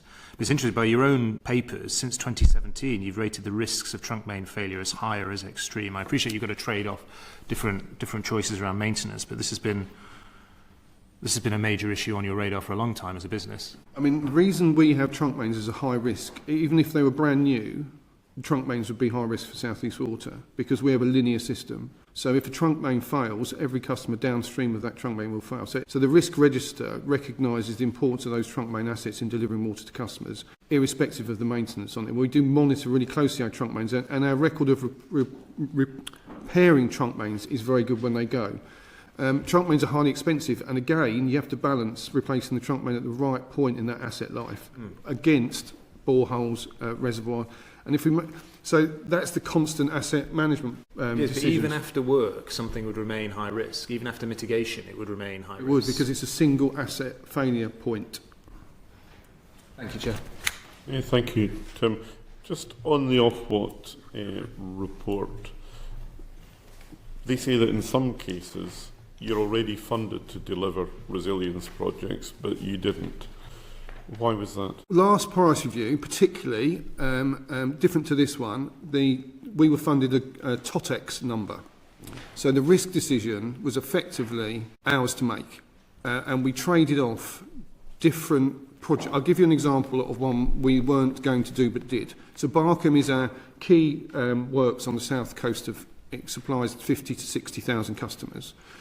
And as we went into the period, we started to see more climate change. We had a set of work planned to do at Barkham, but recognising Barkham was a key risk, we completely accelerated that and added much more to the scope of Barkham because we saw that as a new risk. That would have meant we moved money from another allocated area. We weren't funded any schemes against resilience by Ofwat because it was a TOTEX envelope. So the risk choice was ours. So I can't point to any schemes that we weren't done, but we were constantly trading risk. That's what one of our main roles as an executive team and a water company is to try and make those decisions, because we're trying to balance affordability with water supply risk. That is the constant challenge that we have. These were your choices.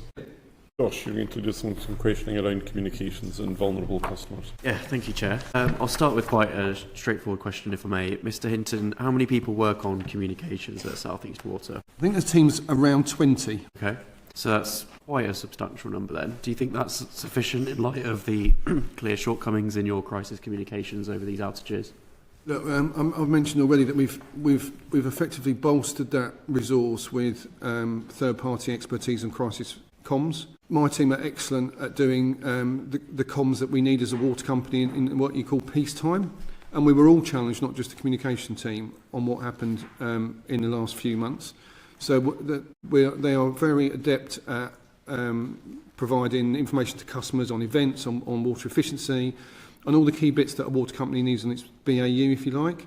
But we have bolstered that team in terms of expertise since for crisis communication. You've brought consultants in, but what happens when they leave? Has the number of people working on comms increased? Have you spoken directly with that team about these failings? Are you addressing the apparent breakdown between the operational and communications teams? Has any crisis comms training occurred? I'm trying to get to the bottom of how you are addressing these clear shortcomings. I mean, we are developing joint playbooks is the fundamental handover point. So between us and the consultants, we are developing playbooks that would mean that effectively the home team can adopt if the consultants are not there. And we're not a huge company. I speak to the comms team all the time. They're literally around the corner from me, and so we have conversations about what we could do differently. We had some significant learnings out of this. There's no question. It's not something we were used to dealing with. But we've now developed that skill set. The team size is almost certainly going to increase. I can't tell you to what number, but the team size is going to increase when we get into the position of, if you like, BAU back again, because BAU is very different to what it used to be. Having worked in communications myself in the NHS, for example, the last team I was in, I think there were 6 of us, and we worked in a big organisation, and we made sure that we had crisis comms plans, not just playbooks, but proper plans and strategies in place for health emergencies across a whole city. And we did that with 6 members of staff. So why do you think with more than triple that you failed so comprehensively to communicate properly with your customers? I'll have to expand on what the comms team do. Actually, a significant part of our role is we put infrastructure in the ground. And when we put infrastructure in the ground, we like to make sure we engage fully with stakeholders, local authorities, planning authorities, hold open days, and those kind of activities. And comms team are very much involved in that activity. It's very much part of delivery of a capital scheme. So that's one of the big elements the comms team do.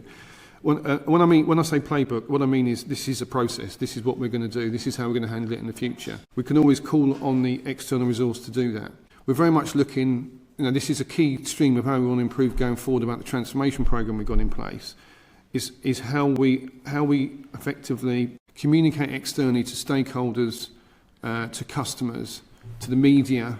Needs to be on a different level to how it used to be. It needs to be on a new level that reflects the new position the business finds it's in. And we are, because we are absolutely committed to improving the trust of our customers. And there's a number of ways of doing it. Communications need to be better, absolutely, but we also need to deliver the infrastructure and the process changes we've talked about in the transformation programme already. But fundamentally, the picture of what you need to do in an outage hasn't changed fundamentally since the company was set up. So you mentioned all the things that the comms team do day to day. Why was the preparation work not done for outages, particularly given that you've had outages in the past? You said then we'll learn lessons. It doesn't seem that any lessons were learned, because when we look at what happened in November, customers weren't given the information they needed. The response was haphazard. It was inconsistent. How can you say that we didn't realise until that point that something was wrong and we needed to bring in external help? I think the biggest across the whole industry how this is dealt with. I think the biggest challenge with it, and I think the independent report recognises this, it wasn't due to lack of volume of communications, it was due to the accuracy and effectively providing customers with what they need, which is a resolution or some reassurance. So we sent well over 1 million SMS messages, for example, to update customers with multiple daily updates. The thing we had to create the learning from was the fact that because particularly in the November event, we couldn't give a firm resolution. That was frustrating customers, and so we were attempting to provide a resolution where one didn't exist. We were still working on the issue, and that then meant we had continuous missed timings, which, as we all know as consumers and customers, is really irritating. So one of the learnings about how you handle that effectively, the situation when you haven't got a resolution. We handle many burst mains every year, and we know when they're going to get fixed. And the communications around those get really good feedback from customers because the resolution is clear, the communications is clear, and the timing is clear. Yes. This was a different event, and again, and that's what the learnings have been about. How do you handle an event such as this? If we look at the Drinking Water Inspectorate's report, they said that they asked for a communication strategy. In their view, what was provided was just a series of templates, and that there's no evidence that during outages that you were adapting the communications that were going out based on feedback from customers. They said decisions were taken on an ad hoc basis and they weren't properly recorded. So how you're supposed to learn from these comms failures in future, consultants or no consultants, I have no idea. And they also said that there was no proper plan and procedure for comms and support for customers in an emergency. As a comms professional in my past life, I have to tell you that is about as abject as failure can get in our world. So when are you going to have this fully formed strategy in place and this adequately trained workforce? It's not good enough just to rely on external resource. I don't think you can do that forever. What are you doing to make sure that your own team are properly prepared for an incident like this in future? So I talked a minute ago about the gold level command. So when we set up an incident team, the communications team are on every single one of those meetings. And the reason they're on there is to communicate the position as the company understands it live at the time to the customers that are relevant and the stakeholders that are relevant. And that is the drumbeat we effectively use throughout. And we haven't mapped that out and written that down as a set of procedures, but that is literally our emergency planning process, which we feed from there. I take the criticism that we couldn't write down a process by which we follow, but that is the process that we follow. That's why having a strategy is so important, right? Because I can tell you, as somebody who's been a comms professional that's stuck on a call and has to listen into often really technical information, What you need to understand is, what does the customer need to know, and when do they need to know it, and in what format are we going to put that out? It's not good enough just to say, well, we have somebody from comms on the call, because this is where that breakdown in communications happens between them and the people who are looking at this on a very technical basis. And that's when you lead to situations like you had last year, where you are communicating out wildly overly optimistic information that we can see from these reports you probably knew was unlikely to be the reality. And then the goalposts constantly shift on when customers are going to get their supply back. And so I actually think you're putting your comms team in a really unfair position by not giving them the information that they need to make sure customers are as informed as possible. None of us have a crystal ball. I think you said this to us last time. But I think it's quite unfair to leave your team without a strategy and to not expect them to have a strategy about how all the different parts of your organisation are going to link in with them when the chips are down and you've got a crisis on your hands. No, and that's very much, like I said before, that's what we're seeking help in achieving. And the comms team weren't inventing those. The optimism was coming from the field team that were running the event. It wasn't the comms team who were being optimistic, trying to tell customers something they want to hear. We've got to, we've as a group got to challenge ourselves when that resolution is not obvious and the timing isn't obvious. We've had feedback, and we do quite a lot of customer satisfaction surveys after events. One of the things customers always say, I just want to know when it's going to come back on. I've heard that quoted a number of times in different research pieces. So the temptation for us is to try and tell them when we think it might be on, and that's a trap we fell into. We've effectively, and we're working through that strategy right now, is we're trying to work through what do we do in a situation where we can't nail the resolution time, which we do in many of the events we have, because it does have a firm resolution time. But this is one of those ones where we really need to learn the lessons. Yeah, time is short, so I'm going to move on to vulnerable customers, but I think there's a lot more work needs to be done on the comm side. I'm sorry, just before you do, and I'm not to interrupt, but how did you fall into that trap? This is surely Water Company Management 101. The trap I was referring to is providing the customers with an estimation of completion when we weren't entirely certain about whether that would come off or not. Why? Why? Well, because otherwise you're communicating an open-ended resolution. So we were giving our best estimate at the time we made the estimate. And it's always a debate between how certain is that estimate, therefore how willing are you to share it with customers, or should you maintain the line of... You've described this as a trap, and it's the most fundamental one, and you walked right into it. Well, we also fell into the other trap, which is you don't provide a resolution. So there's a choice when you talk to customers about which one is it, and the choice is governed by certainty. Now, we were more certain about the resolution than we should have been. That's the trap we fell into. That trade-off is real every time we have an event about telling customers what we think is going to be resolved at, or leaving it more effectively. Josh, I'm sorry. That's all right. I would just say on that, the bottom line is that if you give people overly optimistic information, then that's what they use to make their decisions on whether to stay put and whether to make any alternative arrangements. I agree. If you give people communications that are quite open-ended, we don't know when this is going to come back on. Yes, it's frustrating, but I think the lesson that I hope you'll learn is that it's far more frustrating for your customers to be told, well, it's only going to be 48 hours and then a week later. I agree. You know what I mean? That is a lesson. So you will understand the importance of clean water to vulnerable consumers better than I will. And we know that some people have got medical conditions that require them to wash regularly. Others work in professions where hygiene is paramount, including in their home life. Your investigation concluded that public health was protected during the Tunbridge Wells incident. How can you say that when thousands of people couldn't wash, and the DWI as well found that you didn't prioritise your vulnerable customers adequately? The public health piece, and I think the DWI independent report talks about this as well. At no time did we put out water which was unwholesome. So for us, that means it's safe to drink, other than under a board water notice, which we did later. So, and that choice was a one of public sanitation choice. So that was the public health point was related to that point. And public health isn't really protected overall if some people haven't got access to water. I know. It's a fundamental. The job we do, and I'm really proud to do the job I do as a water company CEO. We know how important what we do is to society. We know how important it is for communities. It's absolutely fundamental, and it absolutely breaks all out when we can't do that role properly. And particularly when vulnerable customers are just at the heart of what we're trying to do and trying to achieve. So before we did 35,000 deliveries, but I hated it that we missed.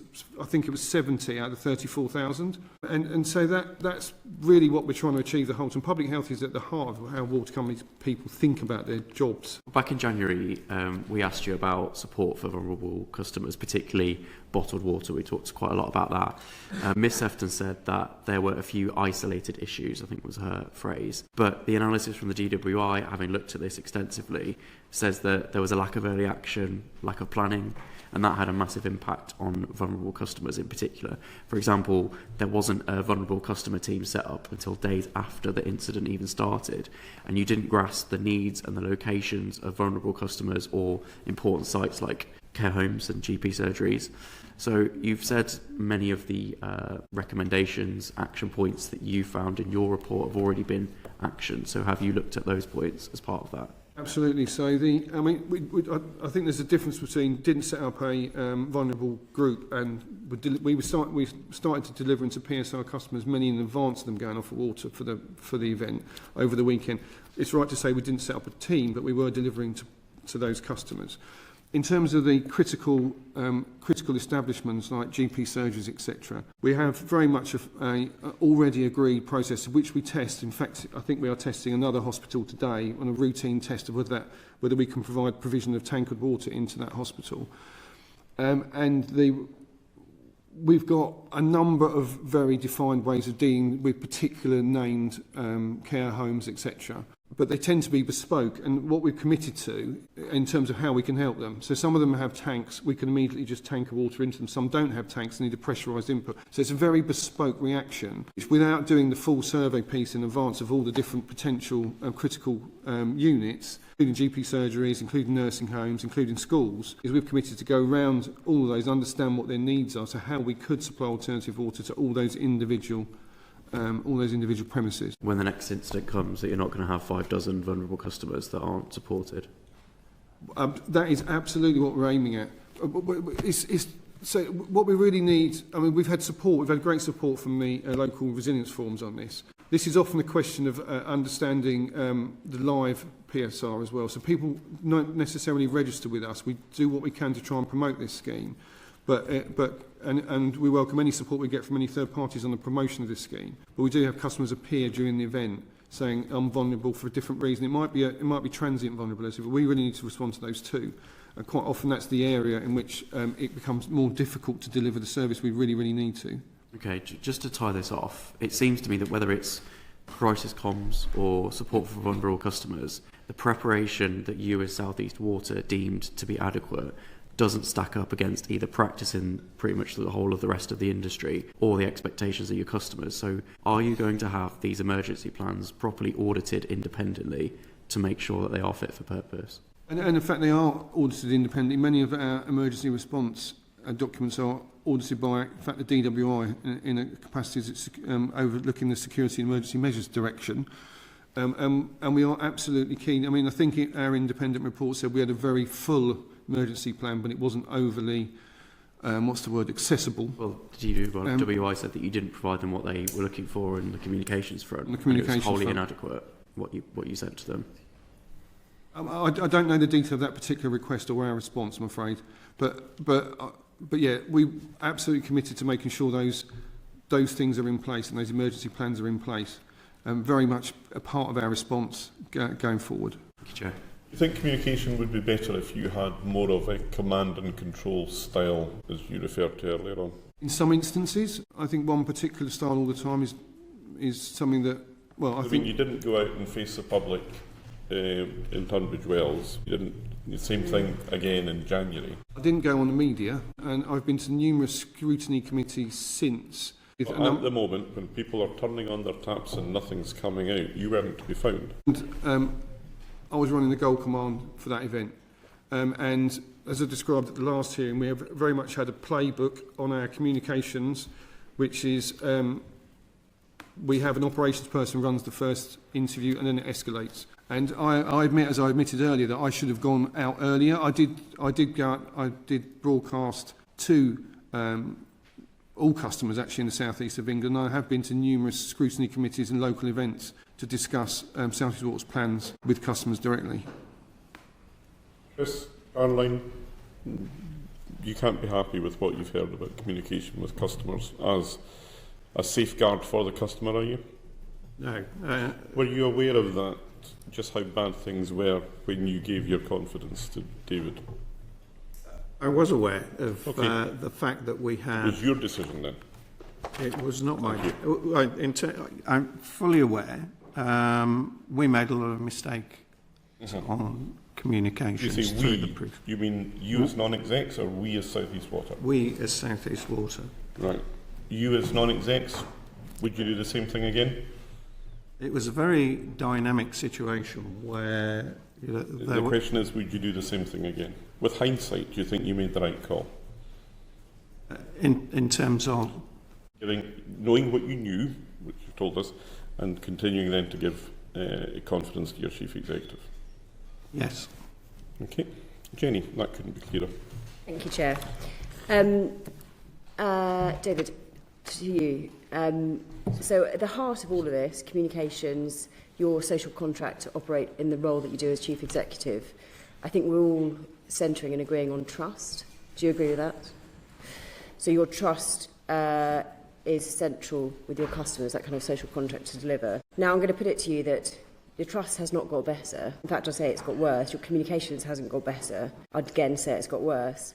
Purely on the fact alone that in March of this year you sought to get an injunction on Ofwat's investigation and report into you. Whose decision was that? And do you recognise and acknowledge that to seek to challenge it and subsequently to seek to have an injunction to stop that report coming out, that, by the way, doesn't even refer to what we're talking about today, it refers to issues between 2020 and 2023, that does nothing to build trust with your customers. It does the complete opposite. Well, it was a board decision, to answer your question, first question. And what was behind the decision was we felt there was more dialogue to be had with Ofwat on a number of issues in their investigation decision.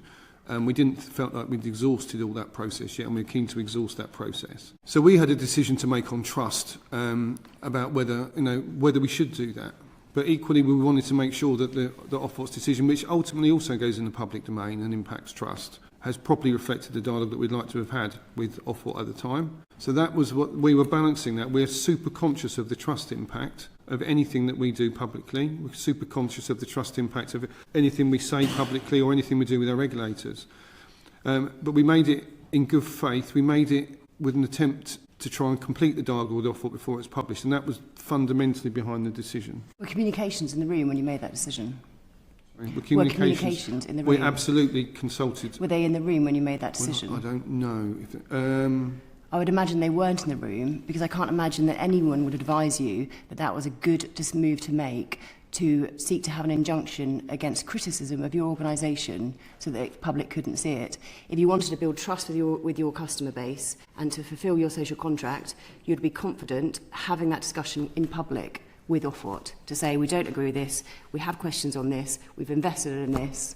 You'd have that publicly. You wouldn't seek to have an injunction. It was. I mean, we weren't trying to stop it. We were trying to just finish. That's what an injunction does. We would have just delayed it. We were trying to effectively finish the dialogue. That was what we were trying to achieve by that particular. But it's not honest. It's not an honest conversation about the failings and flaws and issues within your organisation that you're prepared to have publicly. We're clearly not going to agree on this, but I would suggest until you can understand that, you can't build trust with your customer base. Nor can you have good communication. We do understand, and we discussed that issue. We discussed that issue of trust in making that decision at the board. I think it refers to a fleeting comment I made earlier, that you might be asking the right questions, but you're not having the right answers when you're asking those questions.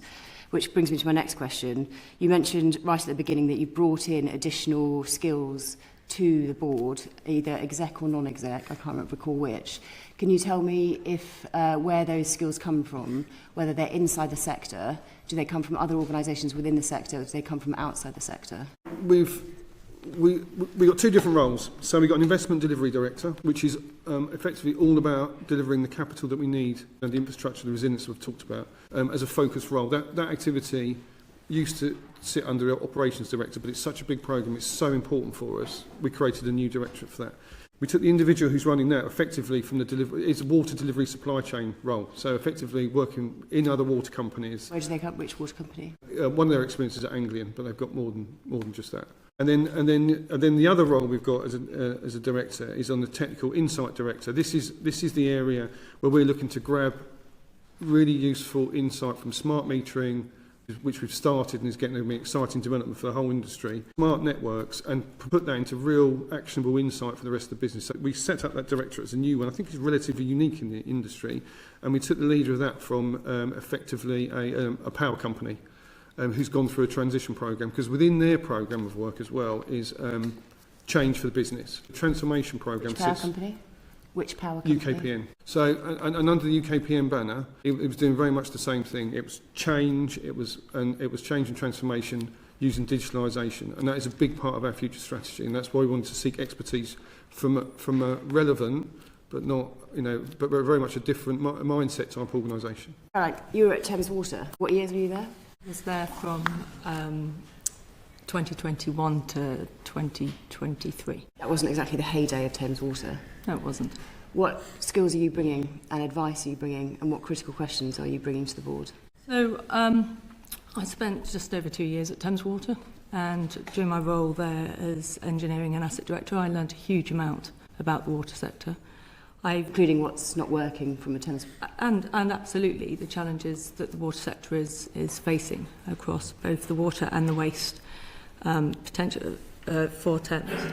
But prior to that, and the reason I went to work at Thames was the experience and broad breadth of experience I've had across sectors to bring in that learning. I've worked at safety critical organisations, and in fact the organisation I work for now is a safety critical organisation, and it's that breadth of experience, the challenges that these organisations face, the importance of having effective asset management at the heart of some of the decision and risk management decisions that are needed.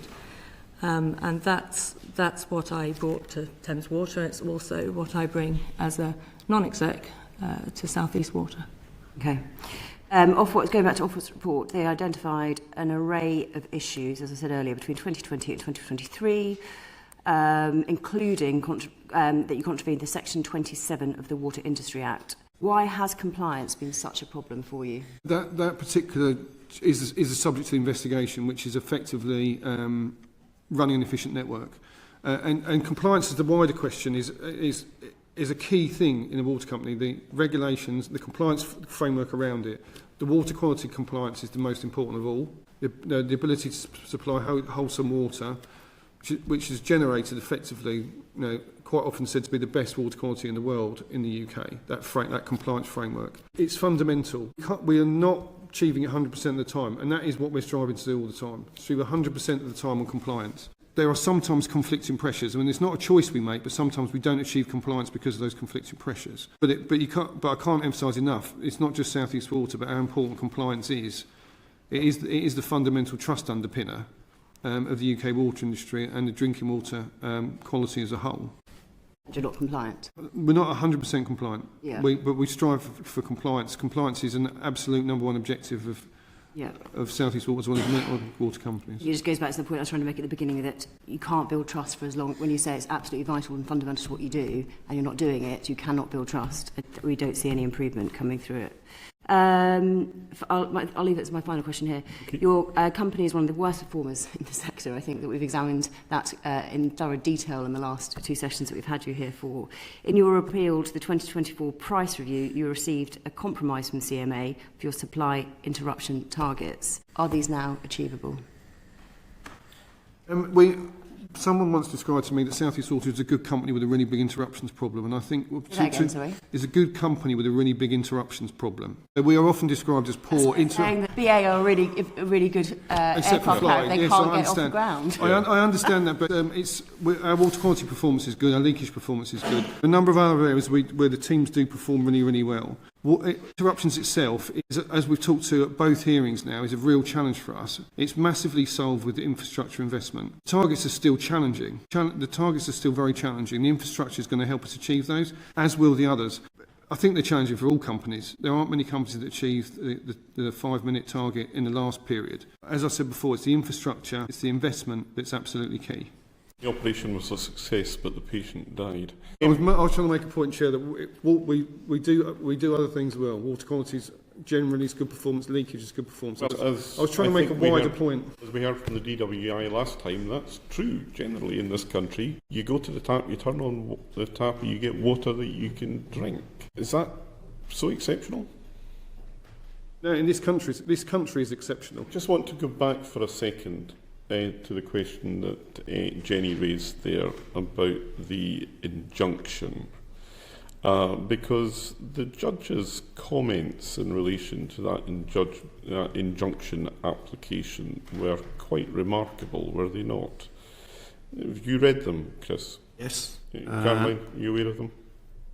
Caroline, are you aware of them? I'm aware of a précis of what Right, was said, I mean, yeah. what the judge said, that blocking publication to protect a company reputation amongst credit rating agencies was, quote, objectionable in principle, end quote, and demonstrated, quote, real incoherence, as investors are unlikely to be content to rely on a credit rating based on materially incomplete information.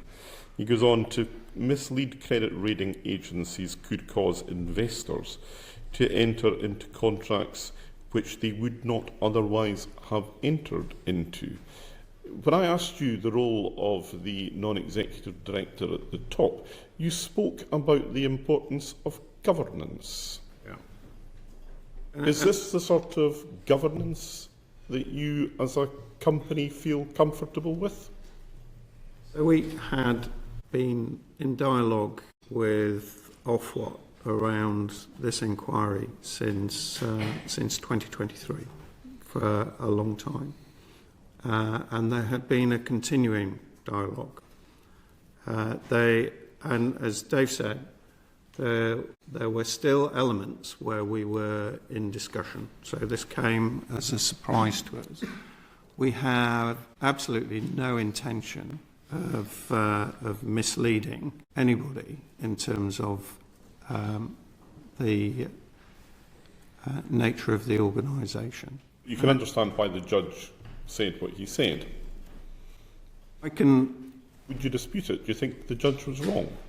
The judge has a perspective on the basis of the information that was submitted to him, and he made a judgment on that information. Do I feel he was absolutely right in his assessment? And no, I don't. Where was he wrong? What part of what I've read out to you do you disagree with? So I absolutely disagree with the misleading comment. So you think that leaving incomplete information available to credit agencies is not misleading? I don't think we were aiming or intending to mislead anybody at that point in time. We were Whether or not that was the purpose, you can see how it would be misleading to anyone who was a prospective investor, could you not? I could, yeah. Well, Henry, you wanted to come in. Can I just ask, is there a power in this country that you feel that you have to adhere to? As in, you dispute the judges, you don't take seriously what the Prime Minister says, you don't take seriously what the Secretary of State is, you seem to hold Parliament. What power in this country do you feel that you can, as a company, that you can sort of adhere to? Well, I think that's a complete misrepresentation of the comments. Right. I don't know if anybody has anything else. I think that concludes our questioning for today. I won't pretend that I've yet got all the answers that I feel the committee really needs to have. It may be that we need to follow this further upstream and see where the shareholders and the owners are involved in all this, because what we have here is something that is wholly unsatisfactory for the customers. It's clearly unsatisfactory for the regulators.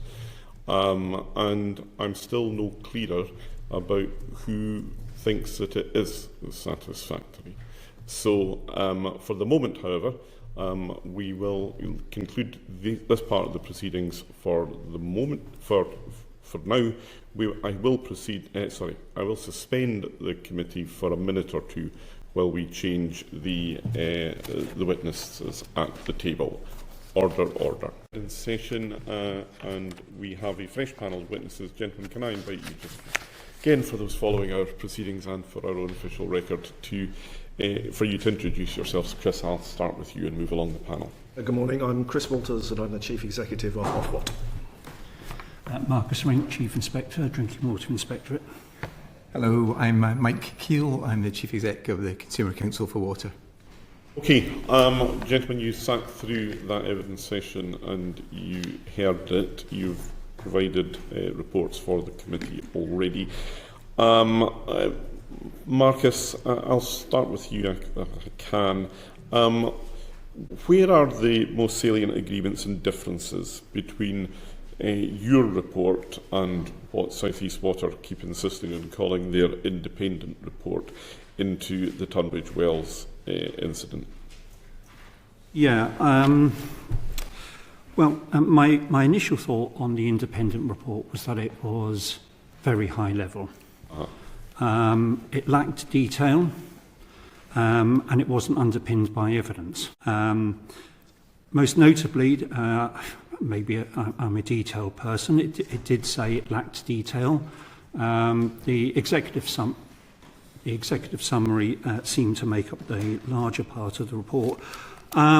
I thought there were some fundamental issues with it, probably on the grounds that it seemed to be papering over some of the cracks. That's the mildest way I can put that. It's asserted that DWI mounted its investigation based upon the fact that there was political pressure. I can say that actually the reason we responded to the event was because we weren't notified by the company. So I was notified by my staff that there was a developing event and we deployed to the site because we weren't notified. The second observation I made with the report is it seemed to suggest that because they didn't have monitoring at site, they couldn't understand or didn't understand the root cause problem. And I found that rather strange because if you recall, during my last appearance on the 6th of January giving evidence, I said that the problem was because there wasn't sufficient monitoring, and that's what led to the failure. So in some ways the report agrees with what I said in that there was insufficient monitoring. Now there were, for instance, about 7 points, I think, overall, which I gave evidence to the committee last time, which were refuted by the chair of South East Water. Partially has been agreed in the, and I say the independent report, but it is a report by the company for the company, written for the executive. You're with you on that one, I think. So, for instance, I said there was insufficient tests. The chair said, true, but there was no causal link. The South East Water independent report said that they actually hadn't done any tests at all over the months. It was supposed to be monthly. So our report then said that there was reduced visibility and it would have likely improved the situation had they done that. We identified that there was poor filter performance. The chair refuted that. He said that there was some deterioration, but it was under control until the 28th of the 11th. Their report said that there was worsening performance which wasn't escalated, and we said that the signals were clear that there was loss of control over a projected period. In fact, we were able to show that there was loss of control since about summer. There were signals. I said there was manual interventions and no visibility. I was specifically talking about the visibility around coagulation. Thank you for making the point about coagulation, because in 2015 the company had put forward a proposal to have a visibility on coagulation. We don't understand why the company didn't do that. So a decision taken 10 years ago has had an outcome 10 years later because they didn't have that visibility. The letter from the chair said there was 24/7 monitoring. I think the question was made. That was monitoring of turbidity. There was also a point about the control room. In fact, what we've noticed is that the control room on the 26/11th on DAF 3, when it failed, reset the alarm, which shouldn't have been done. So there may have been visibility on turbidity, but it was reset. I would challenge that. And I, certainly on the critical parameters, as I said, South East Water said that they weren't monitored. We've said that the absence of critical parameters led to the loss of control. And it was the loss of control of that coagulation, which was fixed manual dosing, which led ultimately to the failure of the optimisation of the works, which ultimately led to the distress of the DAFs. The DAFs eventually weren't able to backwash sufficiently. That allowed the breakthrough. The signals on that were in fact the turbidity on the DAF, which was showing signs of distress and the number of times of washing. That led to the breakthrough to the DAF, the activated carbon, which ultimately led to the turbidity in the tank and ultimately led to the shutdown of the works. So what had happened is the lack of visibility led to the failure of the works progressively. Long story short, I'm not hearing anything where you say, no, we've been contradicted in our findings by what was in the South East Water report. In fact, it strengthens your conclusions. Well, it has actually. And listening to the panel this morning from South East Water, I didn't hear anything from the panel this morning which contradicted anything that we've said within that report. Is there any useful purpose served at all by them doing their own report? No. Ofwat also recently published its findings on historical supply interruptions for South East Water customers. You've heard what you've heard today. Do you think the lessons are being learned at all? I think what I've heard today in both what Mr Hinton and Mr Train said at various points in their answers are more of a recognition of Ofwat's position than historically had been the case. And very early on in his answers, Mr Hinton, talked about wanting to engage even more constructively with the regulator. I mean, I welcome both those reflections. Outside court. Outside court. They also touched on two other areas which I think are relevant to your question, Mr Chairman. The first was on economic regulation and the role of the price review and the Competition and Markets Authorities process. It is not uncommon in economic regulation for there to be disagreements between the regulator and the regulated, but that is the first time I have heard them couched in a way that I thought was much more conciliatory than is normal, and again I welcome that.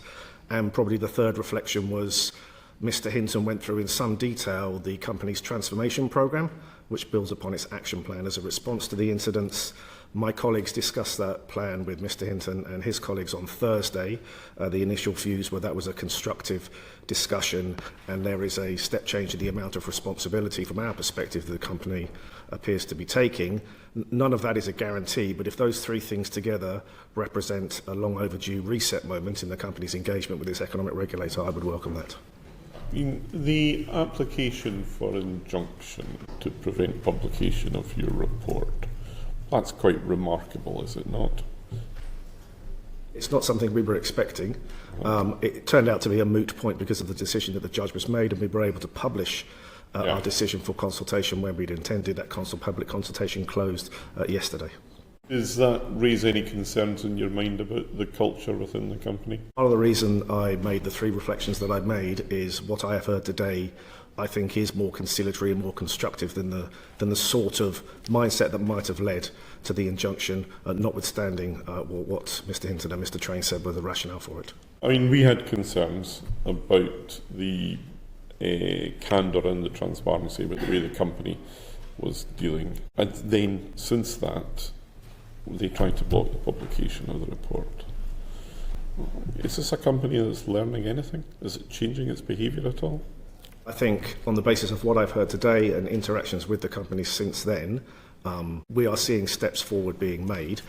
Only time will tell if those are sufficient, which is part of the reason I welcome South East Water's commitment to work constructively with us, and we will work constructively with them. But only time will tell. Yeah. Now, I mean, you've told us in the past, Marcus, that DWI lacks sufficient powers to require cooperation in some circumstances. Is this true also of Ofwat and the Consumer Council, do you feel? I'm sorry, I missed that. Could you repeat the question? Yeah. We've heard from Marcus in the past that he feels that part of the inspectorate's setup involves a lack of sufficient powers to require cooperation in some circumstances. Are you happy at the way... So I'm not talking specifically about South East Water, although it's perhaps quite an instructive case study in many ways. Do you share the same concerns with the powers that your respective bodies have? Well, as you'll know, the government published a white paper on water sector reform in February, which talks about establishing an integrated regulator for England and a separate regime for Wales. Beneath that, there is a strong desire for the regulator to have a more coherent, stronger set of powers. We support that white paper, and an integrated approach that irons out and streamlines the gaps and inconsistencies and overlaps between our respective responsibilities is something that we have advocated for. I mean, your investigation is fairly comprehensive, but it took over 2 years to complete it. Does that actually, that length of investigatory time, have an impact then on the ability of water companies to learn lessons and, as a consequence, your ability as a regulator to maintain public trust? Well, any enforcement action is towards the top of a pyramid of interventions that we have as the economic regulator for companies. In this particular case, it came after a period of increasingly intense interaction between us and South East Water over a number of years. The investigation itself, as you point out, did take a certain amount of time because it relied on very complex and detailed and specific engineering information, because the company's stance towards us was perhaps not as conciliatory as what I heard this morning, which also adds an amount of time, and because we wanted to ensure that we were doing our best job for customers by making our decision robust to legal challenge. All of which I think is to say that we have a system as an economic regulator that I think does hold companies to account and also oversees and supports them to deliver the record levels of investment that are needed to improve things for customers and the environment. Mike, from the Consumer Council point of view, what assessment do you have of what you heard in relation to the communication and the ultimate outcomes for the consumers of South East Water, the customers of South East Water today? I mean, I think none of us should forget just how disruptive this event was. Yeah. This wasn't just an afternoon without water. Yeah. I mean, the December one, 2 weeks, incredibly disruptive. And I think something that is really important to recognise is that this type of interruption of this duration has lasting damage and lasting consequences. We talked about in the session trust. We know that trust is incredibly low with South East Water across a number of metrics. We have just completed a survey which hasn't been released yet. The fieldwork was finished last Monday. They looked at the two events. So looked at the November-December event and then the events in January. And that has a big sample of people who were affected by the November-December events plus January, and some people affected by both. And what is incredibly concerning is the lasting legacy that this has, not just on trust but on behaviour. So forgive me that I have to turn to my notes. The research there was quite a lot to note, is massive. But 54% of people now store bottled water at home to prepare for future incidents. In the South East Water people surveyed who were affected by these incidents. 25% of people feel less comfortable using tap water for washing and brushing teeth. 19% of people now only drink bottled water since the incident. Now, this is a country with world-class drinking water. This is absolutely awful that is the consequences. So what I didn't hear in the session just now is what is the company going to do to turn this around? Because this isn't about new assets. This is culture. I touched on this. Serious cultural issues here about engaging with your customers, treating them with respect. And in this case, they're going to have to do a lot of work to win them back, to rebuild that confidence, because this is not a situation that we want to be living with. We cannot afford to let this persist. So, I asked Chris Train about the matrix, the targets that he would set for customer confidence. As I understood it, they know that it's got to get better, but they don't seem to have set any. Is that your understanding? Correct. There is a customer experience score, CMEX it's called, which measures overall customer experience. In quarter 3 of the last financial year, which is the last full set of results, South East Water were 14th out of 17, so lower quartile. Some of the company they keep in that lowest quartile isn't great in terms of water companies. So there's a lot to turn around. The trust in the water sector is at an all-time low in general as well. So they've got a lot of work to turn that around. That's just one metric too. You can repeat surveys like this to test. You're still keeping stashes of bottled water because you just don't trust that when the weather changes that you might not have water. And I have to say, I did not like what I heard about climate change at the beginning of this session. I think that is dangerous and misleading to suggest that there's some predictions are wrong. That's not that. I think that is a misrepresentation. The new extremes of climate, of course, this is what happens with climate change. You're going to go outside the envelope, and companies know this. You referred to a 2008 document, that Ofwat's climate change policy statement. I wrote that document. That was my first job in the water sector. So companies cannot say they did not know. Companies need to prepare for climate change, not be prepared to reel it out as an excuse. And in fairness, actually, Ofwat has made that point repeatedly. But, your evidence, as I understand it, is that there is readily available, objective, customer-facing metrics which would be there. This isn't something that South East Water need to build from the ground up. You're collecting that customer satisfaction, customer response data, but we heard nothing from their analysis on how they would use it. Does that cause you the same concern that's causing me? Yeah, I'm really concerned. There's a whole bunch of ways you can test this. So there's formal regulatory metrics like CMEX, but you can just measure things like how many incidents you have. We measure customer minutes lost. It's another regulatory metric. You can see with South East Water that's not a clever metric either. So there's things you can use as proxies as well.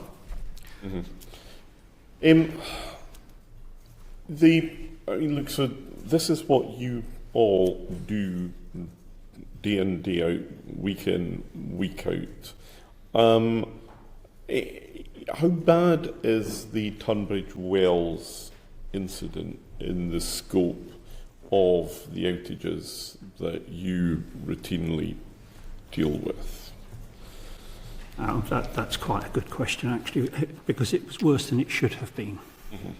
In terms of the number of people affected, 60,000, it's by far not the largest event that's ever been affected. For instance, you can look back at Franklaw in 2015, where there were 725,000. You can go back to Mide in 2007, and there were 275,000 people affected for 14 days with a complete loss of supply due to flooding. These were incidents that were certainly the Mide incident was well outside of the company's control. What separates this is that this incident was caused in two parts. Firstly, by the company's inability to see the risk. They had normalised risk and therefore couldn't visualise when it was going wrong for a prolonged period of time. And the second thing is that once it went wrong, they weren't prepared, or they didn't have any plans to put in place for communication both to their customers, their stakeholders, nor their regulators. And so this exacerbated greatly the outcome of this. And that was followed by a level of deniability, which the company weren't able to self-recognise. I'm glad that they've gone some way to recognising, but haven't gone far enough. So in terms of a water supply loss, whilst the numbers are not as great as those which have occurred in the past, in terms of the handling, it's probably one of the worst that I've come across in terms of just the way that it happened just the way that it was handled, just the way that it's been approached afterwards. And it shocks me. I'm grateful to Mike for providing his research to us, and that worries, it concerns me greatly in a country where we have world-leading drinking water. It's very important that people have confidence in what comes out of the tap. We produce something like 15 billion litres of water per day. That is twice the volume of the entire bottled supply to the UK for the year. We can't manage without it. If you lose people's confidence in drinking water, the infrastructure or the belief of people in the infrastructure breaks down. Now, it only takes one incident like the South East to create a loss of trust, of people to stash away bottled water in their cupboard. We need to really drive the industry into a place where this doesn't happen. And the figures that Mike gave us would suggest that actually we're getting down that road now, at least in the South East water area. We are. If that's the extent to which people are wanting to safeguard themselves. That's right. And the problem is, if you lose, when people lose trust, it's really hard to regain. Any salesman in any industry who's trying to sell a product and has a customer, as soon as you've lost that customer, the likelihood of them going back to buying your product is quite small. We don't have a competition in no competition in water. In water. What comes out of your tap is what you should drink. So you must spend even more effort to ensure that people have confidence. So I'm completely with Mike on his assertion here. So looking at the industry regulation as a whole, we've got some changes coming on now, customer-focused licence conditions and the rest of it. Is that going to shift the dial in this, or do we need to be doing more? We certainly hope so, yes.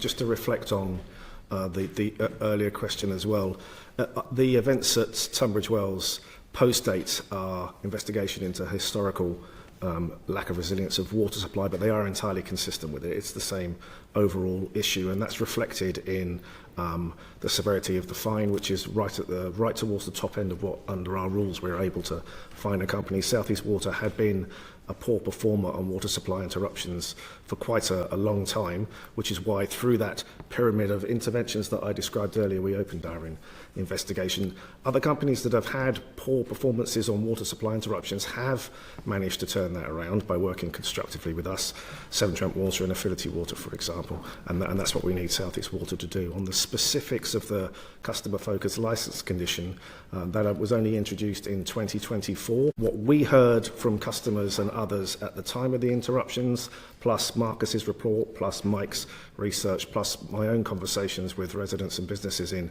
Tunbridge Wells, is entirely consistent with the severity of that, which is why we opened our first investigation. You've got that investigation ongoing into the, yes, we have. So appropriateness as a licence. I don't want to sound evasive, but because it's ongoing, there's only a very limited amount I can say about how it's progressing. Sorry, I missed the last bit there. There's only a very limited amount I can say about it because it is ongoing. Of course. Would you be able to give us an indication of a timescale? Our ambition is to finish it in this calendar year. That said, it depends on how constructively South East Water want to engage with us and the consistency of the evidence that we uncover in our analysis of that evidence. Okay.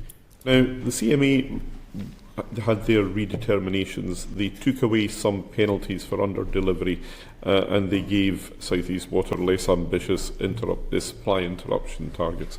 I'm sorry I'm laughing. I'm still visited by the idea of South East Water being a good company with an interruptions problem. You were opposed to that. Does that suggest that maybe there are deficiencies in the price review process that we would need to, if you can be overruled in that way? Well, the white paper, the government's white paper, does propose a different system for review of final determinations to replace the full redetermination that we have at the moment, something that looks more like the judicial review standard that we see in other economic regulators, and when we have supported that. Ofwat have introduced restrictions on bonuses and a fitness and propriety rule for senior leaders. What impact will these reforms have on South East Water, do you think? In terms of the prohibition on performance-related pay, that is triggered in financial years, so the decision and enforcement order and fine that we consulted on, with the consultation ending yesterday, is in one financial year. If that goes on to be the final decision, then that is the sort of thing under the bonus ban rule that would trigger the bonus ban. Mm-hmm. This is possibly an unfair question, but let me ask it anyway. Is this how water companies are supposed to function? You know, you've got executive failure clearly. It seems to me you've then got non-executive failure also. At what point do you move from the governance controls to the regulatory controls? So for any organisation, who its senior executives and non-executives are is a matter for that company's board. As an economic regulator, up to this point, our focus has been on the company itself, holding it to account, overseeing it and supporting it to deliver improvements. But as you point out, we have new powers under the Water Special Measures Act, some of which became active in 2025, some of which become active this month, some of which will become active next year, that have more of a focus on senior executives than in the past. So I think as we move towards the creation of a new integrated water regulator for England and a separate regulator for Wales, my view is that economic regulation will probably have more of a focus on executive directors than it has had in the past. And do you think that actually having a integrated regulator is going to make it easier to tackle companies that behave like South East Water? Yes, I do. What's the difference going to be? Because I think actually in this respect, at least the regulators have all taken a fairly strong line, but it doesn't seem to make much difference to them. Well, the issue is broader than just water supply resilience for South East Water. There are gaps and inconsistencies and overlaps in our relevant responsibilities that need to be ironed out. We need to approach, in particular, planning for water and wastewater investments at a catchment basis in a much more integrated way. And the proposals in the white paper should enable that. That process will be followed in due course by a couple of more stages of transition plan and then legislation. Right. Colleagues, have anything else you want to raise? Have you got any further observations that you feel you want to make in relation to the evidence that you heard? Well, certainly from the evidence from South East Water, I'd be quite keen to see whether they actually deliver. Certainly from our experience, the gap between cause, effect, recognition and delivery seems to be quite wide. So, for instance, in our alternative supplies, the company did an exercise on low service reservoir levels.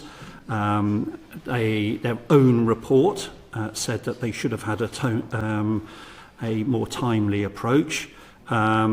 We, when we went to audit, noted that they hadn't taken notice of their own report, which recommended that they should have a more timely report, and then we've recommended against that. So what I'm quite keen is that we have spent, and my team, whom I'm grateful to for producing such an extensive, detailed report to evidence what was said, are not in the position where they have to keep pursuing the company to meet the expectations of us, the regulator, to make sure that the water supply is fit for future generations, whether it is the occurrence every winter or climate change. Yeah. Mike, I mean, there was just three numbers and a point, if you let me. You asked the witnesses earlier for a number to score. We've got a number. 74% of customers were dissatisfied by how this event was handled. There's a number from a statistically significant sample. It's not that we asked the wrong people. This is what people felt, right? Second number, that was 47% of people who were on the priority service registers felt they did not get the support that they expected. That is not good enough. 43% of people who weren't on the PSR but went to bottled water stations believed they did not get enough water to meet their needs. And that's something that Marcus, his team, talks about in their report, because there is an obligation to provide 10 litres per person per day for these types of events. So 3 numbers that I think help frame how people felt there. And all those numbers paint a very bleak picture. And we need to be better at this, responding to incidents, because we know that it will get tougher with climate change. But the final point is a cultural point, because a lot of these issues we hear, we didn't get enough money for resilience or whatever. But you look at this, culture is a big issue here. Is customer experience top of mind within the company? Was challenge done in the right way? Was the escalation done properly? Are people willing to front up and explain to their customers? All those points are cultural. This isn't about multi-million-pound investment programmes. Of course, that's part of the mix. But the cultural aspects are really important, because a lot of the cultural aspects directly affect the customer experience. And I think there needs to be a lot more focus on culture, and ask that question. Who are the customers for the water company? Because I think it was Professor Dieter Helm who said, actually the customers of the water company are the regulators, not the actual customers. That needs to change. Absolutely. We've preached the sermon on culture many, many times in this committee, you've maybe noticed. Chris, do you have anything to add? Or other than if what we have heard today marks South East Water stepping up, taking responsibility, getting a grip and improving things for its customers, that is to be welcomed. But to repeat what I said earlier, only time will tell. Time will tell, indeed. Well, time will not only tell, but it's run out. So we're very grateful to you and to all your staff for the hard work that they have done in the public interest in bringing very thorough analysis of something which has a very real day-to-day impact on the lives of many of our constituents. So we're very grateful to you for that. As I say, I fear we're maybe not at the end of the story yet. We shall see. But for the moment, we'll conclude today's proceedings. Order, order.